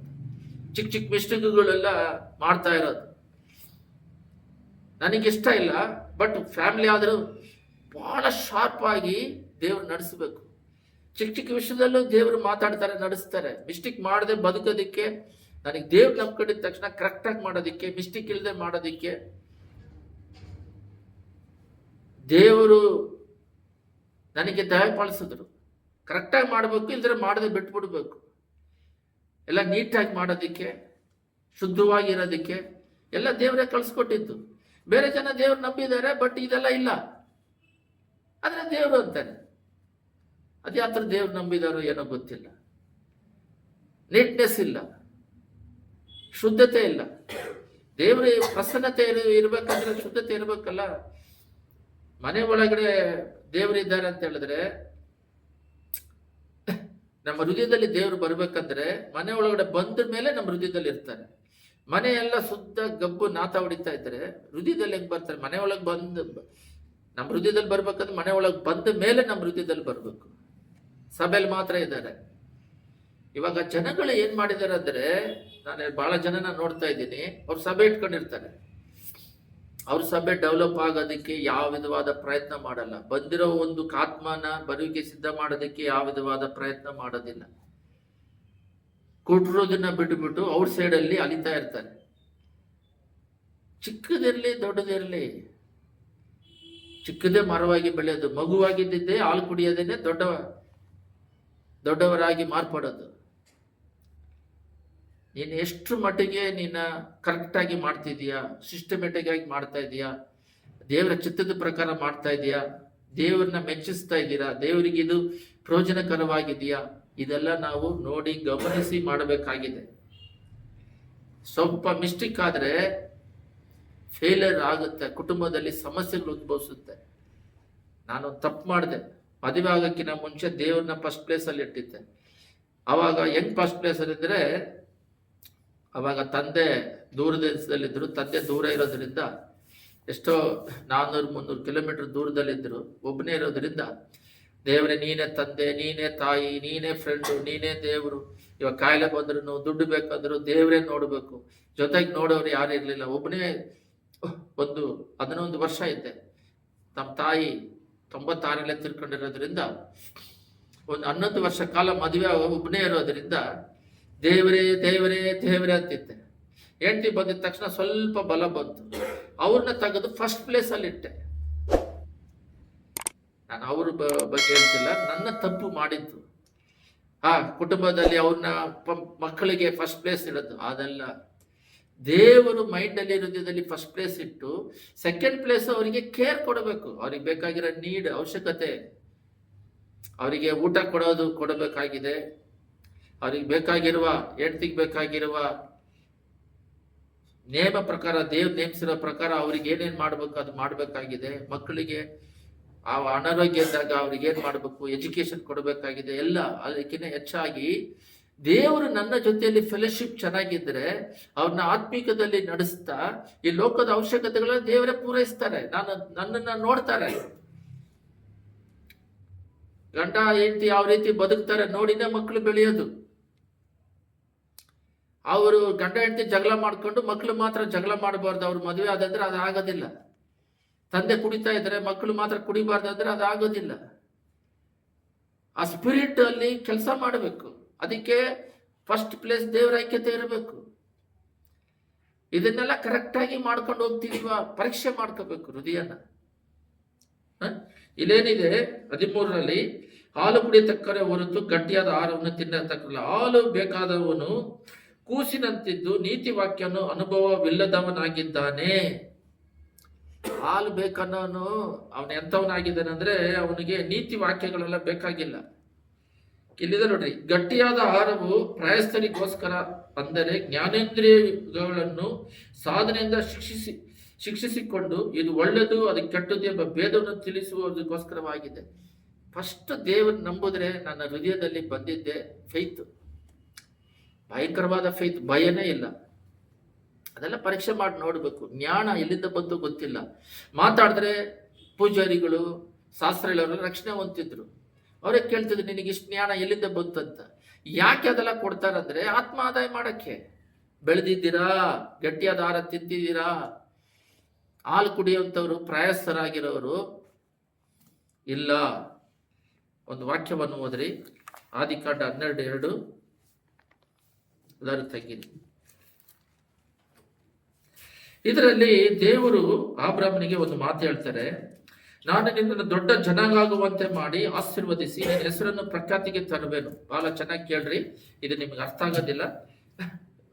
ಒಂದು ಪಾಯಿಂಟ್ ಹೇಳ್ಬಿಟ್ಟು ಪ್ರಾರ್ಥನೆ ಮಾಡಿ ಮುಗಿಸ್ತೀನಿ. ಇದು ಏನಂದ್ರೆ ಫಸ್ಟ್ ಅಬ್ರಹಾಂ, ಇಂಗ್ಲಿಷ್ ಬೈಬಲ್ನ ನೀವು ಇಂಗ್ಲಿಷ್ ಮೀಡಿಯಂ ಓದೋರೆಲ್ಲ ಇಂಗ್ಲಿಷ್ನ ಫಾಲೋ ಮಾಡ್ರಿ, ಬೇರೆ ಭಾಷೆಗೆ ಹೋಗ್ಬೇಡ್ರಿ, ನಿಮಗೆ ಈಸಿ ಆಗುತ್ತೆ. ಯಾಕಂದ್ರೆ ಈ ಸ್ಪೆಲ್ಲಿಂಗ್ಗಳು ಅವು ಇವೆಲ್ಲ ಕಷ್ಟ ಆಗುತ್ತೆ ಕನ್ನಡದಲ್ಲಿ, ಬೇರೆ ಭಾಷೆಗಳಲ್ಲಿ. ನೋಡ್ರಿ, ಅಬ್ರಾಮ್ ಅಂದ್ರೆ ABRAM. ಎಲ್ಲರೂ ಗಮನ ಇಟ್ಟು ಕೇಳ್ರಿ. ಇದು ಇಲ್ಲಿ ನಿನ್ನ ಹೆಸರನ್ನು ಪ್ರತ್ಯೇಕತೆ ತರುವೇನಂದ್ರೆ ABRAM, ಅಬ್ರಾಮ್ ಅಂತ. ABRA, HA ಇರೋದಿಲ್ಲ ಅದರಲ್ಲಿ. ಇದು ಬಂದ್ಬಿಟ್ಟು ಏನು ದೇವ್ರು ಹೇಳ್ತಿದ್ದಾರೆ ಅಂದ್ರೆ, ಮೇಲಾದ ತಂದೆ, ಎಲ್ಲರಿಗೂ ಇದು ತಂದೆ. ಇವಾಗ ಲೋಕದಲ್ಲಿರೋರಿಗೆಲ್ಲರೂ ಅವರು ತಂದೆ. ಎಲ್ಲ ಗಮನ ಇಟ್ಟು ಕೇಳ್ರಿ, ಇದರ ಮೈಂಡಲ್ಲಿ ಹೋಗಲ್ಲ. ABRAM, ಅಬ್ರಾಮ್ ಅಂತ ಹೇಳಿದ್ರೆ ಲೋಕದಲ್ಲಿರೋರು ಎಲ್ಲರಿಗೂ ಅವರು ತಂದೆ. ಯಾವ ರೀತಿ ಅಂದ್ರೆ, ಇವಾಗ ಯೇಸುಸ್ವಾಮಿ ಇದ್ದಾರೆ, ಅವ್ರ ಅಬ್ರಾಮ್ನ ಆರಿಸ್ಕೊಂಡ್ರು, ಅವ್ರ ಮೂಲಕ ಈಸಾಕ್ ಬಂದ್ರು, ಈಸಾಕ್ ಮೂಲಕ ಯೇಸುಸ್ವಾಮಿ ಬಂದ್ರು. ಇವರಾಗ ಮೂಲ ತಂದೆ ಬಂದು ನಮ್ಮ ನಂಬಿಕೆಗೆ ಮೂಲ ತಂದೆ ಯಾರಂದ್ರೆ ಅಬ್ರಾಮ್ ಅಂತ ಹೇಳೋದಿಕ್ಕೆ ಅವ್ರನ್ನ ನಿನ್ನ ಹೆಸರನ್ನು ಪ್ರತ್ಯಾಗಿ ತರುವೇನು ಅಂತೇಳಿ ಅವ್ರನ್ನ ಆರಿಸಿಕೊಂಡ್ರು. ಆದರೆ ಇವನು ಅವ್ರ ಹೆಂಡತಿ ಮಾತು ಕೇಳಿ ಸಾರಾಲ ಆಗಾರನ ಮದುವೆ ಮಾಡೋದ್ರಿಂದ ಅಬ್ರಹಾಮ್ ಆಯ್ತು. ABRA, HA ಆಡಾಗುತ್ತೆ, HAM, ಅಬ್ರಹಾಮ್ ಆಯ್ತು. ಇದೇನಂದ್ರೆ ಜಾತಿಗಳಿಗೆ ತಂದೆ, ಜಾತಿಗಳಿಗೆ. ಯಾಕಂದ್ರೆ ಬೇರೆ ಜಾತಿ ಎಲ್ಲ ಒಳಗಡೆ ಬಂತು. ಮೀದ್ಯಾನವ್ರು ಕೂಡ ಬಂದಿದ್ದಾರೆ, ಅವನಿಗೆ ಬಹಳ ಹೆಂಡತಿಗಳು ಬಂದರು. ನಿಮಗೆ ಅರ್ಥ ಆಗಿಲ್ಲ ಅಂತ ಹೇಳಿದ್ರೆ ಒಂದು ವಾಕ್ಯವನ್ನು ತೆಗೆಯಿರಿ, ನಿಮಗೆ ಅರ್ಥ ಆಗುತ್ತೆ ನೋಡ್ರಿ. 22:2 ನೀವೇ ಓದ್ರಿ. ಆದಿಕಾಂಡ 22:2 ಬೇಗ, ಇಲ್ಲ ನಾನು ಓದ್ಲ. ಆದಿಕಾಂಡ 22:2 ಓದ್ತೀನಿ ನೋಡ್ರಿ. ಇಲ್ಲಿ ನಿಮಗೆ ಪ್ರಿಯನಾಗಿರುವ ಒಬ್ಬನೇ ಮಗನಾದ, ಆಲ್ರೆಡಿ ಆಗಾರಿಂದ ಮಗು ಹುಟ್ಟಿದೆ ಇಸ್ಮಾಯೇಲ್. ಮತ್ತೆ ಏನಕ್ಕೆ ಇದು ಒಬ್ಬನೇ ಮಗ ಅಂತ ಹೇಳ್ತಾರೆ? ಅರ್ಥ ಆಗ್ತಿಲ್ಲ. ಅಬ್ರಹಾಮ್ ಅನ್ನ ಹೆಸರನ್ನ ಪ್ರಖ್ಯಾತಿ ಮಾಡ್ತೀನಿ ಅಂದ್ರೆ ಅದು ಒಬ್ಬನೇ, ಈಸಾಕ್ ಮೂಲಕ. ಇದು ಅವನೇನ್ ಮಾಡ್ದ? ಜಾತಿಗಳಿಗೆ. ಬಟ್ ಮತ್ತೆ ದೇವರು ಆ ಒಬ್ಬನೇ ಮಗ ಈಸಾಕ್ನಿಂದನೇ ನಿನ್ನನ್ನ ಹೆಸರನ್ನ ಪ್ರಖ್ಯಾತಿ ಮಾಡ್ತೀನಿ ಅಂತ. ಇಲ್ಲಿ 2ರಲ್ಲಿ ನಿನಗೆ ಪ್ರಿಯನಾಗಿರೋ ಒಬ್ಬನೇ ಮಗನಾದ ಈಸಾಕನ್ನು ತೆಗೆದುಕೊಂಡು ಮೋರಿಯ ದೇಶಕ್ಕೆ. ಇಲ್ಲಿ ಒಬ್ಬನೇ ಪ್ರಿಯನಾದ್ರೆ ಒಬ್ಬನೇ ಅಂತ ಹೆಂಗ್ ಬರುತ್ತೆ? ಒಬ್ಬನಲ್ಲ, ಅವ್ರಿಗೆ ಆಲ್ರೆಡಿ ಅದು 17 ಚಾಪ್ಟರ್ ಅಲ್ಲೇ ಅವ್ರು ಇಸ್ಮಾಯೇಲ್ ಹುಟ್ಟು ಬಿಡ್ತಾರೆ. ಅದರಿಂದ ಇವಾಗ ಹೆಸರಿಡ್ತೀವಲ್ಲ, ಏನ್ ಹೆಸರಿಡ್ತೀವಿ? ABRAM ಯಾರಿಗೂ ಇಡೋದಿಲ್ಲ. ಆಕ್ಚುಲಿ ಆ ಹೆಸರು ಇಡಬೇಕು. ಯಾಕಂದ್ರೆ ಅವನಿಗೆ ಈ ನೇಷನ್ ಫಾದರ್ ಆಫ್ ನೇಷನ್ ಅಂತಾನೆ ಹೇಳ್ಬೋದು. ಇಲ್ಲ ಅಂದ್ರೆ ಅವರು ಎಲ್ಲದಕ್ಕೂ ತಂದೆ ಅಂತ ಹೇಳ್ಬೋದು. ಬಟ್ ಆ ಹೆಸರು ಇಡೋದಿಲ್ಲ. ಅದನ್ನೇ ಪ್ರಖ್ಯಾತಿ ಮಾಡ್ತೀನಿ ಅಂತ ಹೇಳಿದ್ದು. ಅಂದ್ರೆ ಸ್ಪಿರಿಚುವಲ್ಗೆ ಯೂಸ್ ಮಾಡ್ತಾ ಇದ್ದೀನಿ. ನನ್ನ ಮೆಸೇಜ್ ಸ್ಪಿರಿಚುವಲ್ಗೆ ಹೋಗುತ್ತೆ. ಅದು ಯಾವಾಗ ಹೋಗುತ್ತಂತ ಹೇಳ್ತೀನಿ ನಿಮಗೆ. ಈ ಸ್ಪೆಲ್ಲಿಂಗ್ ABRAM ಯಾರಿಗೂ ಇಡೋದಿಲ್ಲ. ಎಲ್ಲರೂ ಇಡೋದು ಅಬ್ರಹಾಮ್ ಅಂತಾನೆ ಹೇಳ್ತಾರೆ. ಅದು ತಪ್ಪು ಆದ ಹೆಸರು. ಜಾತಿಗಳಿಗೆ ಮಗ. ಯಾಕೆ ಈ ಹೆಸರು ಇಡೋದಿಲ್ಲ? ಹೆಂಗ್ ಮರೆ ಆಯ್ತು? ಉದಾಹರಣೆಗೆ ಅಲೆಕ್ಸಾಂಡರ್ ಬಂದ್ಬಿಟ್ಟು ಗ್ರೀಕ್, ಏಸಮಿ ಬರಕ್ ಮುಂಚೆ ಬಂದವರು. ಅದು ಯಾಕೆ ಅಲೆಕ್ಸಾಂಡರ್ ಅಂತ ಹೆಸರು ಇಡ್ತಾರೆ? ಯಾಕೆ? ನೆಪೋಲಿಯನ್ ಅಂತ ಹೆಸರು ಇಡ್ತಾರೆ? ಯಾಕೆ? ಬೈಬಲ್ ಅಲ್ಲಿ ಇರೋ ಮಕ್ಕಳ ಹೆಸರಲ್ಲ. ಏನಕ್ಕೆ ಅಂದ್ರೆ ಇವರು ಲೋಕದಲ್ಲಿ ಫೇಮಸ್ ಆಗಕ್ಕೆ, ಮಾನಸಿಕ ಕಾರ್ಯಗಳಲ್ಲಿ ಬಿದ್ದೋಗಿ ಈ ಲೌಕಿಕ ಕಾರ್ಯದಲ್ಲೇ ಬಿದ್ದೋಗಿದ್ದಾರೆ. ಅಬ್ರಹಾಮ್ ಕೂಡ ಅದೇ ರೀತಿ ಬಿದ್ದಿದ್ದು. ಮೈಂಡ್ ಪೂರ್ತಿ ಕರಪ್ಟ್ ಆಗಿದೆ. ಈ ಜನ್ಮ ಸ್ವಭಾವ, ತಂದೆ ತಾಯಿಂದ ಹುಟ್ಟಿದ ಸ್ವಭಾವಗಳು ಇನ್ನೂ ಬದಲಾಗದೆ ಆತ್ಮೀಕದಲ್ಲಿ ಬೆಳವಣಿಗಿದೆ. ಲಾಸ್ಟ್ ಒಂದು ಮಾತು ಹೇಳ್ತೀನಿ, ನಿಮಗೆ ಅರ್ಥ ಆಗುತ್ತೆ ಇಲ್ಲ ನೋಡ್ಕೊಳ್ರಿ. ನಾನು ಒಂದು ವಾಕ್ಯ ಓದಿ ಮುಗಿಸ್ತೀನಿ. ಏನಂದ್ರೆ, ನಾನು ದೇವ್ರ ನಂಬಿದಾಗ ಆತ್ಮೀಕದಲ್ಲಿ ಬೆಳೀತಾ ಇದ್ದೀನಿ. ಡೈಲಿ ಜಾಸ್ತಿ ಪ್ರೇಯರ್ ಮಾಡ್ತೀನಿ. ಬೇರೆಯವರೆಲ್ಲ ಹೇಳ್ತಾ ಇದ್ದಾರೆ, ಎಲ್ಲರೂ ಕ್ರೈಸ್ತರಿದ್ದಾರೆ, ನೀನ್ ತರ ಪ್ರೇಯರ್ ಮಾಡಲ್ಲ, ನೀನೇನು ರಾತ್ರಿ ಆಗ್ಲೂ ಪ್ರೇಯರ್ ಮಾಡ್ತೀನಿ ಅಂತ ಹೇಳ್ತಾರೆ. ಅದೇ ಸ್ಪಿರಿಚುವಲ್ ಅಲ್ಲಿ ಬೆಳೆಯೋದು. ಬಹಳ ವಾಕ್ಯ ಓದ್ತಾ ಇದೀವಿ, ಬಹಳ ಜನ ಆತ್ಮ ಬರ್ತಾ ಇದ್ದಾವೆ. ಇದು ಎಲ್ಲರೂ ಮಾಡ್ಬೇಕಾಗಿರೋ ಕಾರ್ಯ. ಇದು ನಾವೇನ್ ಮಾಡ್ತಾ ಇದೀವಿ? ಎಲ್ಲರೂ ಪಾಪದಲ್ಲಿ ಇರೋದ್ರಿಂದ ಅವ್ರನ್ನ ನಮಗೆ ಹೋಲಿಸ್ಕೊಂತೀವಿ. ಎಲ್ಲರೂ ಸ್ಪಿರಿಚುವಲ್ ಅಲ್ಲಿ ಬೆಳಿಬೇಕು. ಆ ರೀತಿ ಇದ್ರೆ ಮಾತ್ರನೇ ಪರಲೋಕ ರಾಜ್ಯಕ್ಕೆ ಹೋಗೋದಕ್ಕೆ ದಾರಿ. ಇವಾಗ ಪ್ರಾರ್ಥನೆ ಮಾಡ್ತಿದ್ದಾಗ ಪ್ರಾಕಾರ ಇದೆ, ಅಂದ್ರೆ ಲೋಕ, ಸ್ವಲ್ಪ ಅಲ್ಲಿಂದ ಪಾಪದಿಂದ ಬಿಡುಗಡೆ ಮಾಡಿ ಸ್ಪಿರಿಚುವಲ್ಗೆ ಯೂಸ್ ಮಾಡ್ತಾ ಇದ್ದೀನಿ. ಪರಿಶುದ್ಧ ಸ್ಥಳಕ್ಕೆ ಬರ್ತಾರೆ. ಟ್ಯಾಬ್ರಿಕಲ್ ಗುಡಾರದ ಬಗ್ಗೆ ಮಾತಾಡ್ತಿದ್ದೀನಿ. ಮೋಸೆ ಕಟ್ಟದ ಗುಡಾರ, ಅವು ಒಳಗಡೆ ಬರ್ತಾರೆ. ಪರಿಶುದ್ಧ ಸ್ಥಳ ಅದೇ ಇದು. ಪರಲೋಕ ರಾಜ್ಯ ಅಂತ ಹೇಳಿದ್ರೆ ಮಹಾಪರಿಶುದ್ಧ ಸ್ಥಳ. ಅದು ಹೆವೆನ್ಲಿ ಯೆಹೋವ ಇರೋದು. ಅಲ್ಲಿಗೆ ಹೋಗ್ಬೇಕಂದ್ರೆ ಹಗ್ಗ ಕಟ್ಬಿಟ್ಟು ಹೋಗ್ತಾರೆ. ಅದನ್ನ ಸ್ಪಿರಿಚುವಲ್ಗೆ ಯೂಸ್ ಮಾಡ್ತಾ ಇದೀನಿ ಕೇಳ್ರಿ. ಅದನ್ನ ಹಗ್ಗ ಕಟ್ಕೊಂಡು ಹೋಗ್ತಾರೆ. ಪಾಪ ಇದ್ರೆ ಸತ್ತೋಗ್ತಾರೆ. ಅಲ್ಲಿ ಸತ್ತೋದ್ರೆ ಯಾರೆಲ್ಲ ಹೋಗ್ತಾರ ಸತ್ತೋಗ್ತಾನೆ ಇರ್ತಾರೆ. ಯಾಕಂದ್ರೆ ಅದು ಮಹಾಪರಿಸ್ಥಿತಿ. ಅವ್ರನ್ನ ಹಗ್ಗ ಹಾಕಿರೋದ್ರಿಂದ ಬೆಲ್ಲು ಸೌಂಡ್ ಬರ್ತಾ ಇದ್ರೆ ಬದುಕಿದ್ದಾರೆ ಅಂತ ಅರ್ಥ. ಸತ್ತೋಗಿದ್ರೆ ಅವ್ರನ್ನ ಎಳೆದು ಬಿಡ್ತಾರೆ. ಯಾಕಂದ್ರೆ ಹಗ್ಗ ಕಟ್ಟಿ ಎಳೆದು ಅದನ್ನೇ ಎಲ್ಲ ಪಾಸ್ಟ್ಗಳು ಇಲ್ಲಿ ಕಟ್ಕೊಂತಾರೆ. ಏನಕ್ಕಂದ್ರೆ ಪರಲೋಕ ರಾಜ್ಯಕ್ಕೆ ಹೋಗೋದಿಕ್ಕೆ ಇಲ್ಲಿ ಬಂದ್ಬಿಟ್ಟು ಈ ಚರ್ಚಲ್ಲಿ ಏನ್ ಮಾಡ್ಬೇಕಂದ್ರೆ ಸ್ಪಿರಿಚುವಲ್ ಅಲ್ಲಿ ಬೆಳಿಬೇಕು. ಬದುಕಿ ಇವ್ರು ಏನ್ ಮಾಡ್ತಿದ್ದಾರೆ ಅಂದ್ರೆ ಲೋಕದಲ್ಲಿ ಹೆಸರು ಮಾಡೋದಿಕ್ಕೆ. ಲೋಕದಲ್ಲಿ ಅಬ್ರಹಾಮ ಹೆಸರು ಇಡೋದಿಲ್ಲ. ಈಗ ABRA ಅದು ಕರೆಕ್ಟ್. ಅಬ್ರಹಾಮದ ಜಾತಿಗಳಿಗೆ ತಂದೆ. ಎಷ್ಟೋ ಜಾತಿ ಅವನಿಂದ ಬಂದ್ಬಿಡ್ತು. ಇಸ್ಮಾಯೇಲ್ ಅಂತ ಬಂದ್ರು. ಇನ್ನೊಂದು ಕಡೆ ನಾನು ಬೈಬಲ್ ಅಲ್ಲಿ ಧ್ಯಾನಿಸಿದಾಗ ಮೀದಿಯಾನವರು ಇವನು ವಂಶದವರಂತೆ. ಯಾಕಂದ್ರೆ ಅವರ ಹೆಂಡತಿಗಳು ಆಡ್ ಆಗ್ತಾ ಇದ್ದಾರೆ. ಈ ರೀತಿ ಆಡಾಗಿ ಆದ್ರೂ ಯೇಸು ಸ್ವಾಮಿ ಇಟ್ಟಿರೋದು ನಿನ್ನ ಜಾತಿ. ನಿನ್ನ 12ರಲ್ಲಿ ಹೇಳ್ತಾರೆ, ನಿನ್ನ ಹೆಸರನ್ನು ಪ್ರತ್ಯಾಗಿ ತರಿವನು. ಯಾವ ಹೆಸರು? ABRAM. ಈ ಹೆಸರನ್ನು ಪ್ರತ್ಯಾಗಿ ತರ್ತೀನಿ ಅಂತ. ಅದು ಒಬ್ಬನೇ ಮಗನಾಗಿರುವ ಈಸಾಕನ ಮೂಲಕ ನೆರವೇರಿಸ್ತೀನಿ ಅಂತ. ಬಟ್ ನಾವೇನ್ ಮಾಡ್ತಾ ಇದೀವಿ? ಈ ಲೋಕದಲ್ಲಿ ಹೆಸರು ಮಾಡೋದಕ್ಕೋಸ್ಕರ ಮನುಷ್ಯರ ಜೊತೆ ಮೆಚ್ಚಿಸೋದಕ್ಕೆ ಸ್ವಲ್ಪ ಜನ ಲೋಕದಲ್ಲಿ ಹೆಸರು ಮಾಡ್ತಾರೆ. ದೊಡ್ಡವರು, ಪ್ರೈಮ್ ಮಿನಿಸ್ಟರ್ಗಳು, ಚೀಫ್ ಮಿನಿಸ್ಟರ್ಗಳು, ಫಿಲಮ್ ಆಕ್ಟರ್ಗಳು, ಕ್ರಿಕೆಟ್ ಪ್ಲೇಯರ್ಸ್ಗಳು, ಆ ಕಾಲದ ಅಲೆಕ್ಸಾಂಡರ್ಗಳು ಎಲ್ಲ ಮಾಡ್ತಾರೆ. ಬಟ್ ನಮ್ಮದು ಆತ್ಮೀಕದಲ್ಲಿ ಬೆಳೀತಾ ದೇವರ ದೃಷ್ಟಿಯಲ್ಲಿ ಒಳ್ಳೆಯವರಾಗಿದ್ದು ಪರಲೋಕದಲ್ಲಿ ಕ್ಲೀನಿಗೆ ಅರ್ಥ ಮಾಡ್ಕೊಳ್ರಿ. ಎಲ್ಲ ಗಮನ ಇಟ್ಟು ಕೇಳ್ರಿ. ಇಷ್ಟೊತ್ತು ಮಾತಾಡಿದ್ದೇನೆಂದ್ರೆ ಸ್ಪಿರಿಚುವಲ್ ಅಲ್ಲಿ ಗಟ್ಟಿಯಾದ ಆಹಾರ ತಿಂತಾ ಇದ್ದೀರಾ? ಪರಲೋಕ ರಾಜ್ಯದಲ್ಲಿ ನಮ್ಮ ಹೆಸರುಗಳು ಬರೆದಿದೆಯಾ? ಭೂಲೋಕದಲ್ಲೇ ಓಡಾಡ್ತಿದೀವಿ. ಒಂದು ವಾಕ್ಯ ಹೋದ್ರಿ, ಪ್ರೇಯರ್ ಮಾಡಿ ಮುಗಿಸೋಣ. ಪ್ರಕಟಣೆ 3:4 ತೆಗಿರಿ.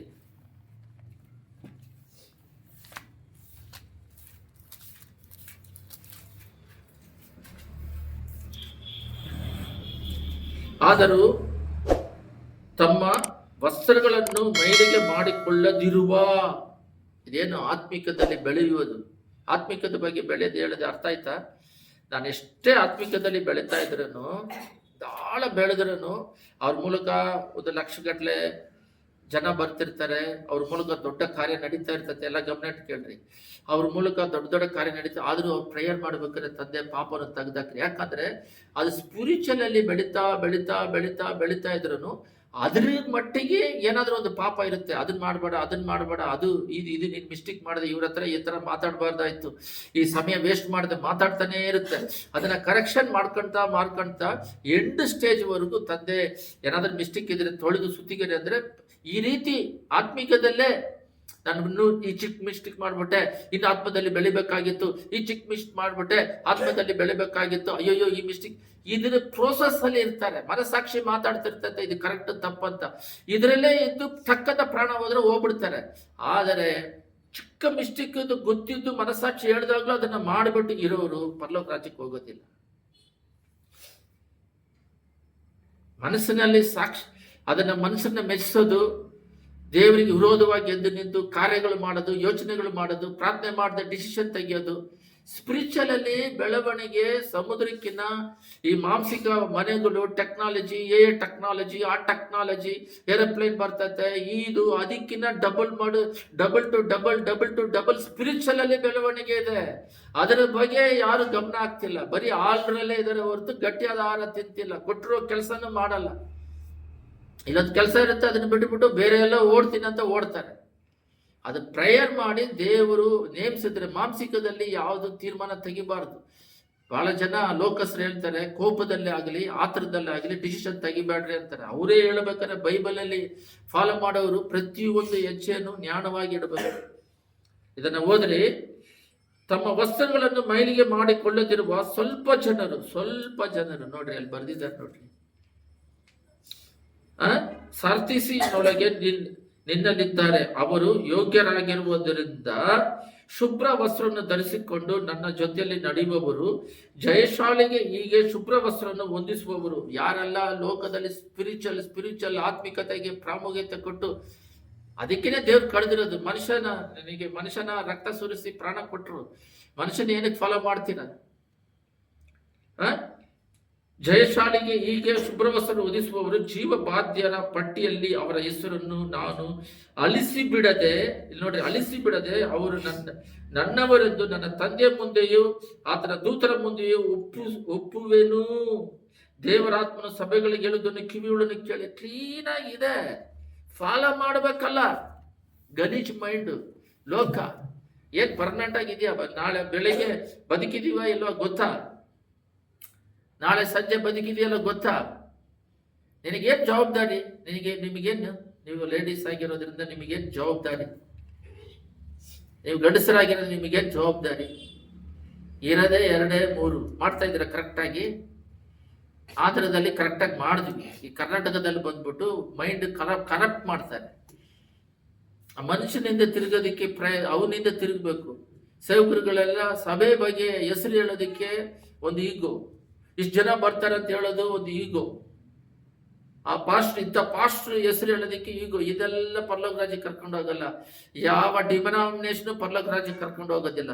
ಪರಲೋಕ ರಾಜ್ಯದಲ್ಲಿ ಸ್ವಲ್ಪ ಜನ ಮಾತ್ರ ವಸ್ತ್ರವನ್ನು ಗಲೀಜ್ ಮಾಡ್ಕೊಳ್ದೇ ಇರುವವರು ಅವ್ರು ಇರ್ತಾರೆ. ಇಲ್ಲಿ ಭೂಲೋಕದಲ್ಲಿ ಹೆಸರು ಮಾಡೋವರಲ್ಲ. ಆ ಹೆಸರುದು ಬಹಳ ಡೀಪ್ ಸಬ್ಜೆಕ್ಟ್, ಅದು ನಿಮಗೆ ಅರ್ಥ ಆಗ್ತಾ ಇಲ್ಲ. ಅಬ್ರಹಾಂ ಹೆಸರನ್ನ ಪ್ರಖ್ಯಾತಿ ಮಾಡ್ತೀನಿ ಅಂತ ಹೇಳಿದ್ರು, ಬಟ್ ಅವರು ಒಬ್ಬನೇ ಮಗನಾದ ಈಸಾಕನಿಗೆ ಅದನ್ನ ಅಬ್ರಹಾಮನ ಪ್ರಖ್ಯಾತಿ ಮಾಡಿದ್ರು. ಬಟ್ ಅಬ್ರಹಾಮ್ ಬಂದು ಪ್ರಖ್ಯಾತಿ ಹೆಸರು ಬಂದ್ಬಿಟ್ಟು ಕೆಡಿಸ್ಕೊಂಡ, ಅವನ ಜಾತಿಗಳಿಗೆ ತಂದೆಯಾಗಿ ಮಾರ್ಪಟ್ಟ ಅಬ್ರಹಾಮ್ ಆ ಹೆಸರನ್ನ ಇಟ್ಕೊಂಡು ಲೋಕದಲ್ಲಿ ಫೇಮಸ್ ಆಗೋದಕ್ಕೆ ಪ್ರಯತ್ನ ಪಡ್ತಾರೆ ಹೊರತು ಜೀವ ಬಾಧ್ಯರ ಲೋಕದಲ್ಲಿ ಹೆಸರು ಮಾಡೋದಲ್ಲ, ಲೋಕದಲ್ಲಿ ಹೆಸರು ಬರೆಯೋದಲ್ಲ. ಲೋಕದಲ್ಲಿ ಹೋದ್ಮೇಲೆ ಸ್ವಲ್ಪ ದಿನ ಆದ್ಮೇಲೆ ನೆನೆಸ್ದವರು ಇದ್ದಾರೆ. ಪರಲೋಕದಲ್ಲಿ ಯುಗ ಕಾಲ ಇರುವ ಜಾಗದಲ್ಲಿ ನಿಮ್ಮ ಹೆಸರು ಬರೆದಿದ್ಯಾ? ನೋಡ್ಕೊಂಡಿದ್ದೀರಾ? ಅಲ್ಲಿಗೆ ಪ್ರಿಪೇರ್ ಆಗ್ತಿದ್ದೀರಾ? ಆತ್ಮದಲ್ಲಿ ಬೆಳಿತಿದ್ದೀರಾ? ಹಾಲು ಕುಡಿತಾ ಇದ್ದೀರಾ? ಗಟ್ಟಿಯಾದ ಆಹಾರ ತಿಂತಿದ್ದೀರಾ? ಬಲಪಟ್ಟಿದ್ದೀರಾ? ಪ್ರಾರ್ಥನೆ ಮಾಡೋಣ. ಸುತಿಮದಲ್ಲಿ ನಿವಾಸ ಮಾಡುವ ಪರಲೋಕ ತಂದೆಯೇ, ಹಾಲು ಕುಡಿಯೋದು ಬಿಟ್ಟು ಮೆಚುರಿಟಿ ಅನ್ನೋದು ಇಟ್ಟಿದ್ದೀರಾ. ಗಟ್ಟಿಯಾದ ಆಹಾರ ತಿನ್ನಬೇಕು. ನಾವು ಇನ್ನೊಬ್ಬರಿಗೆ ಉಪದೇಶ ಮಾಡೋದಕ್ಕೆ ಶಿಷ್ಯರಾಗಿ ಮಾರ್ಪಡಿಸಬೇಕು. ಸಭೆಯಲ್ಲಿ ಬಿಲಿವರ್ ಅಂತ ಪದನೇ ಇಲ್ಲ, ಬಿಲಿವರ್ ಪದ ಇಲ್ಲ. ದೇವ್ರನ್ನ ಬಿಲೀವ್ ಮಾಡೋ, ದೇವ್ರನ್ನ ನಂಬೋ ಪದ ಇದೆ. ಬಿಲೀವ್ ಇದೆ, ದೇವ್ರನ್ನ ನಂಬ್ರಿ ಅನ್ನೋ ಪದ ಇದೆ. ಬಿಲಿವರ್ ಅನ್ನೋ ಪದ ಇಲ್ಲ. ವಿಶ್ವಾಸಿ, ದೇವ್ರನ್ನ ನಂಬಿರೋರು, ದೇವ್ರನ್ನ ವಿಶ್ವಾಸಿಸ್ತೇನೆ ಅನ್ನೋದಿದೆ, ವಿಶ್ವಾಸಿಗಳು ಇಲ್ಲ. ಶಿಷ್ಯರಾಗಿ ಮಾರ್ಪಡಿಸ್ರಿ ಅಂದ್ರು. ಎಲ್ಲಿ ಶಿಷ್ಯರಾಗಿ ಮಾರ್ಪಡೋದು? ಅವ್ರು ಇನ್ನೊಬ್ಬರಿಗೆ ಸುವಾರ್ತೆ ಹೇಳೋದಲ್ಲ, ಅವ್ರನ್ನೇ ಡಿಸಿಪ್ಲೈನ್ ಮಾಡಿಕೊಂಡು ಆತ್ಮಗಳನ್ನ ಆದಾಯ ಮಾಡೋದು, ಸಾಕ್ಷಿ ಆಗಿರೋದು, ಬೆಳಕಾಗಿರೋದು, ತುಪ್ಪಾಗಿರೋದು. ಇನ್ನು ಎಷ್ಟು ಕಾಲ ಓಡೋದು? ಬೇರೆಯವ್ರ ಉಪದೇಶವನ್ನು ಕೇಳೋದು. 3.5 ವರ್ಷದಲ್ಲಿ ತಯಾರು ಮಾಡಿ ಬಿಟ್ರು. ಲೋಕವೇ ಇವಾಗ ದೇವರ ಮಕ್ಕಳಾಗಿ ಮಾರ್ಪಡೋದಕ್ಕೆ ಶಿಷ್ಯನ ಮಾಡಿದ್ರು. ದೇವರ ಬರಿಕೆ ಸಮೀಪವಾಗಿದೆ. ಎಲ್ಲೆಲ್ಲೆಲ್ಲ ನೀವು ಸ್ವಾರ್ಥ ಹರಡ್ತಾ ಇದ್ದೀರಾ, ಸಾಕ್ಷಿಯಾಗಿದ್ದೀರಾ. ಯೂಟ್ಯೂಬ್ಗಳಿದ್ದಾವೆ, ಅದರಲ್ಲಿ ಮಾತಾಡ್ರಿ. ಹೆಣ್ಮಕ್ಳಿಗೋಸ್ಕರ, ಯವನಸ್ಥರಿಗೋಸ್ಕರ, ಜೈಲಿಂದ ಬಂದವರು, ಜೈಲಲ್ಲಿ ಇರೋರಿಗೋಸ್ಕರ ಸುವಾರ್ಥ ಹರಡ್ರಿ. ಎಲ್ಲ ಕಡೆನೂ ಹರಡಲಿ. ಪ್ರಾರ್ಥನೆ ಮಾಡ್ರಿ. ಕುಡುಕರು ಎಷ್ಟೋ ಜನ ಇದ್ದಾರೆ, ಕುಡುಕದಿಂದ ಬಿಡುಗಡೆ ಆದವರು. ಕುಡುಕರಿಗೋಸ್ಕರ ಅವರ ಬಿಡುಗಡೆಗಾಗಿ, ಸುವಾರ್ತೆಗಾಗಿ ಪ್ರಯಾಸ ಪಡ್ರಿ. ಸುವಾರ್ತೆ ಹರಡ್ತಾ ಇದೆಯಾ? ಬರುವಿಕೆ ಸಮೀಪವಾಗ್ತಾ ಇದೆ.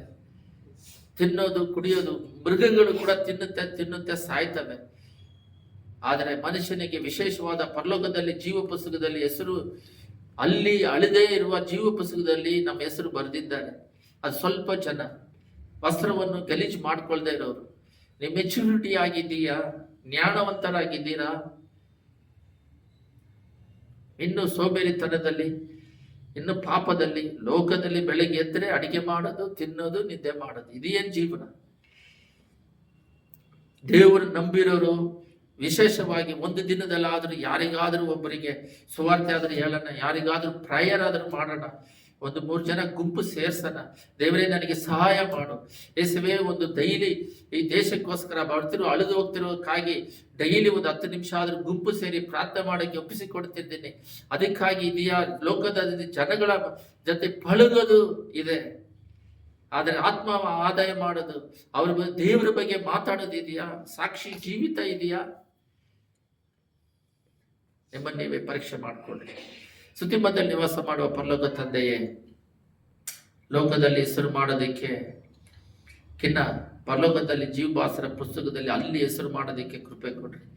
ಇಲ್ಲಿ ಹೆಸರು ಮಾಡೋದಕ್ಕೆ ಮನುಷ್ಯರು ನಮ್ಮನ್ನು ಏನಾದರೂ ಅಂದುಬಿಟ್ರೆ ಕೋಪ ಬರ್ತದೆ. ಈಗೋ ಪ್ರಾಬ್ಲಮ್ ತಲೆ ಎತ್ತಿ ಆಡ್ತಾ ಇದೆ. ಅವನು ಏನಾದರೂ ಬೈಕಲ್ಲಿ, ಏನಾದರೂ ಹೊಡಿಲಿ, ಏನಾದರೂ ಹಿಂಸೆ ಮಾಡಲಿ. ಜೀವಬಾಸರ ಪುಸ್ತಕದಲ್ಲಿ ನಮ್ಮ ಹೆಸರು ಇದೆಯಾ?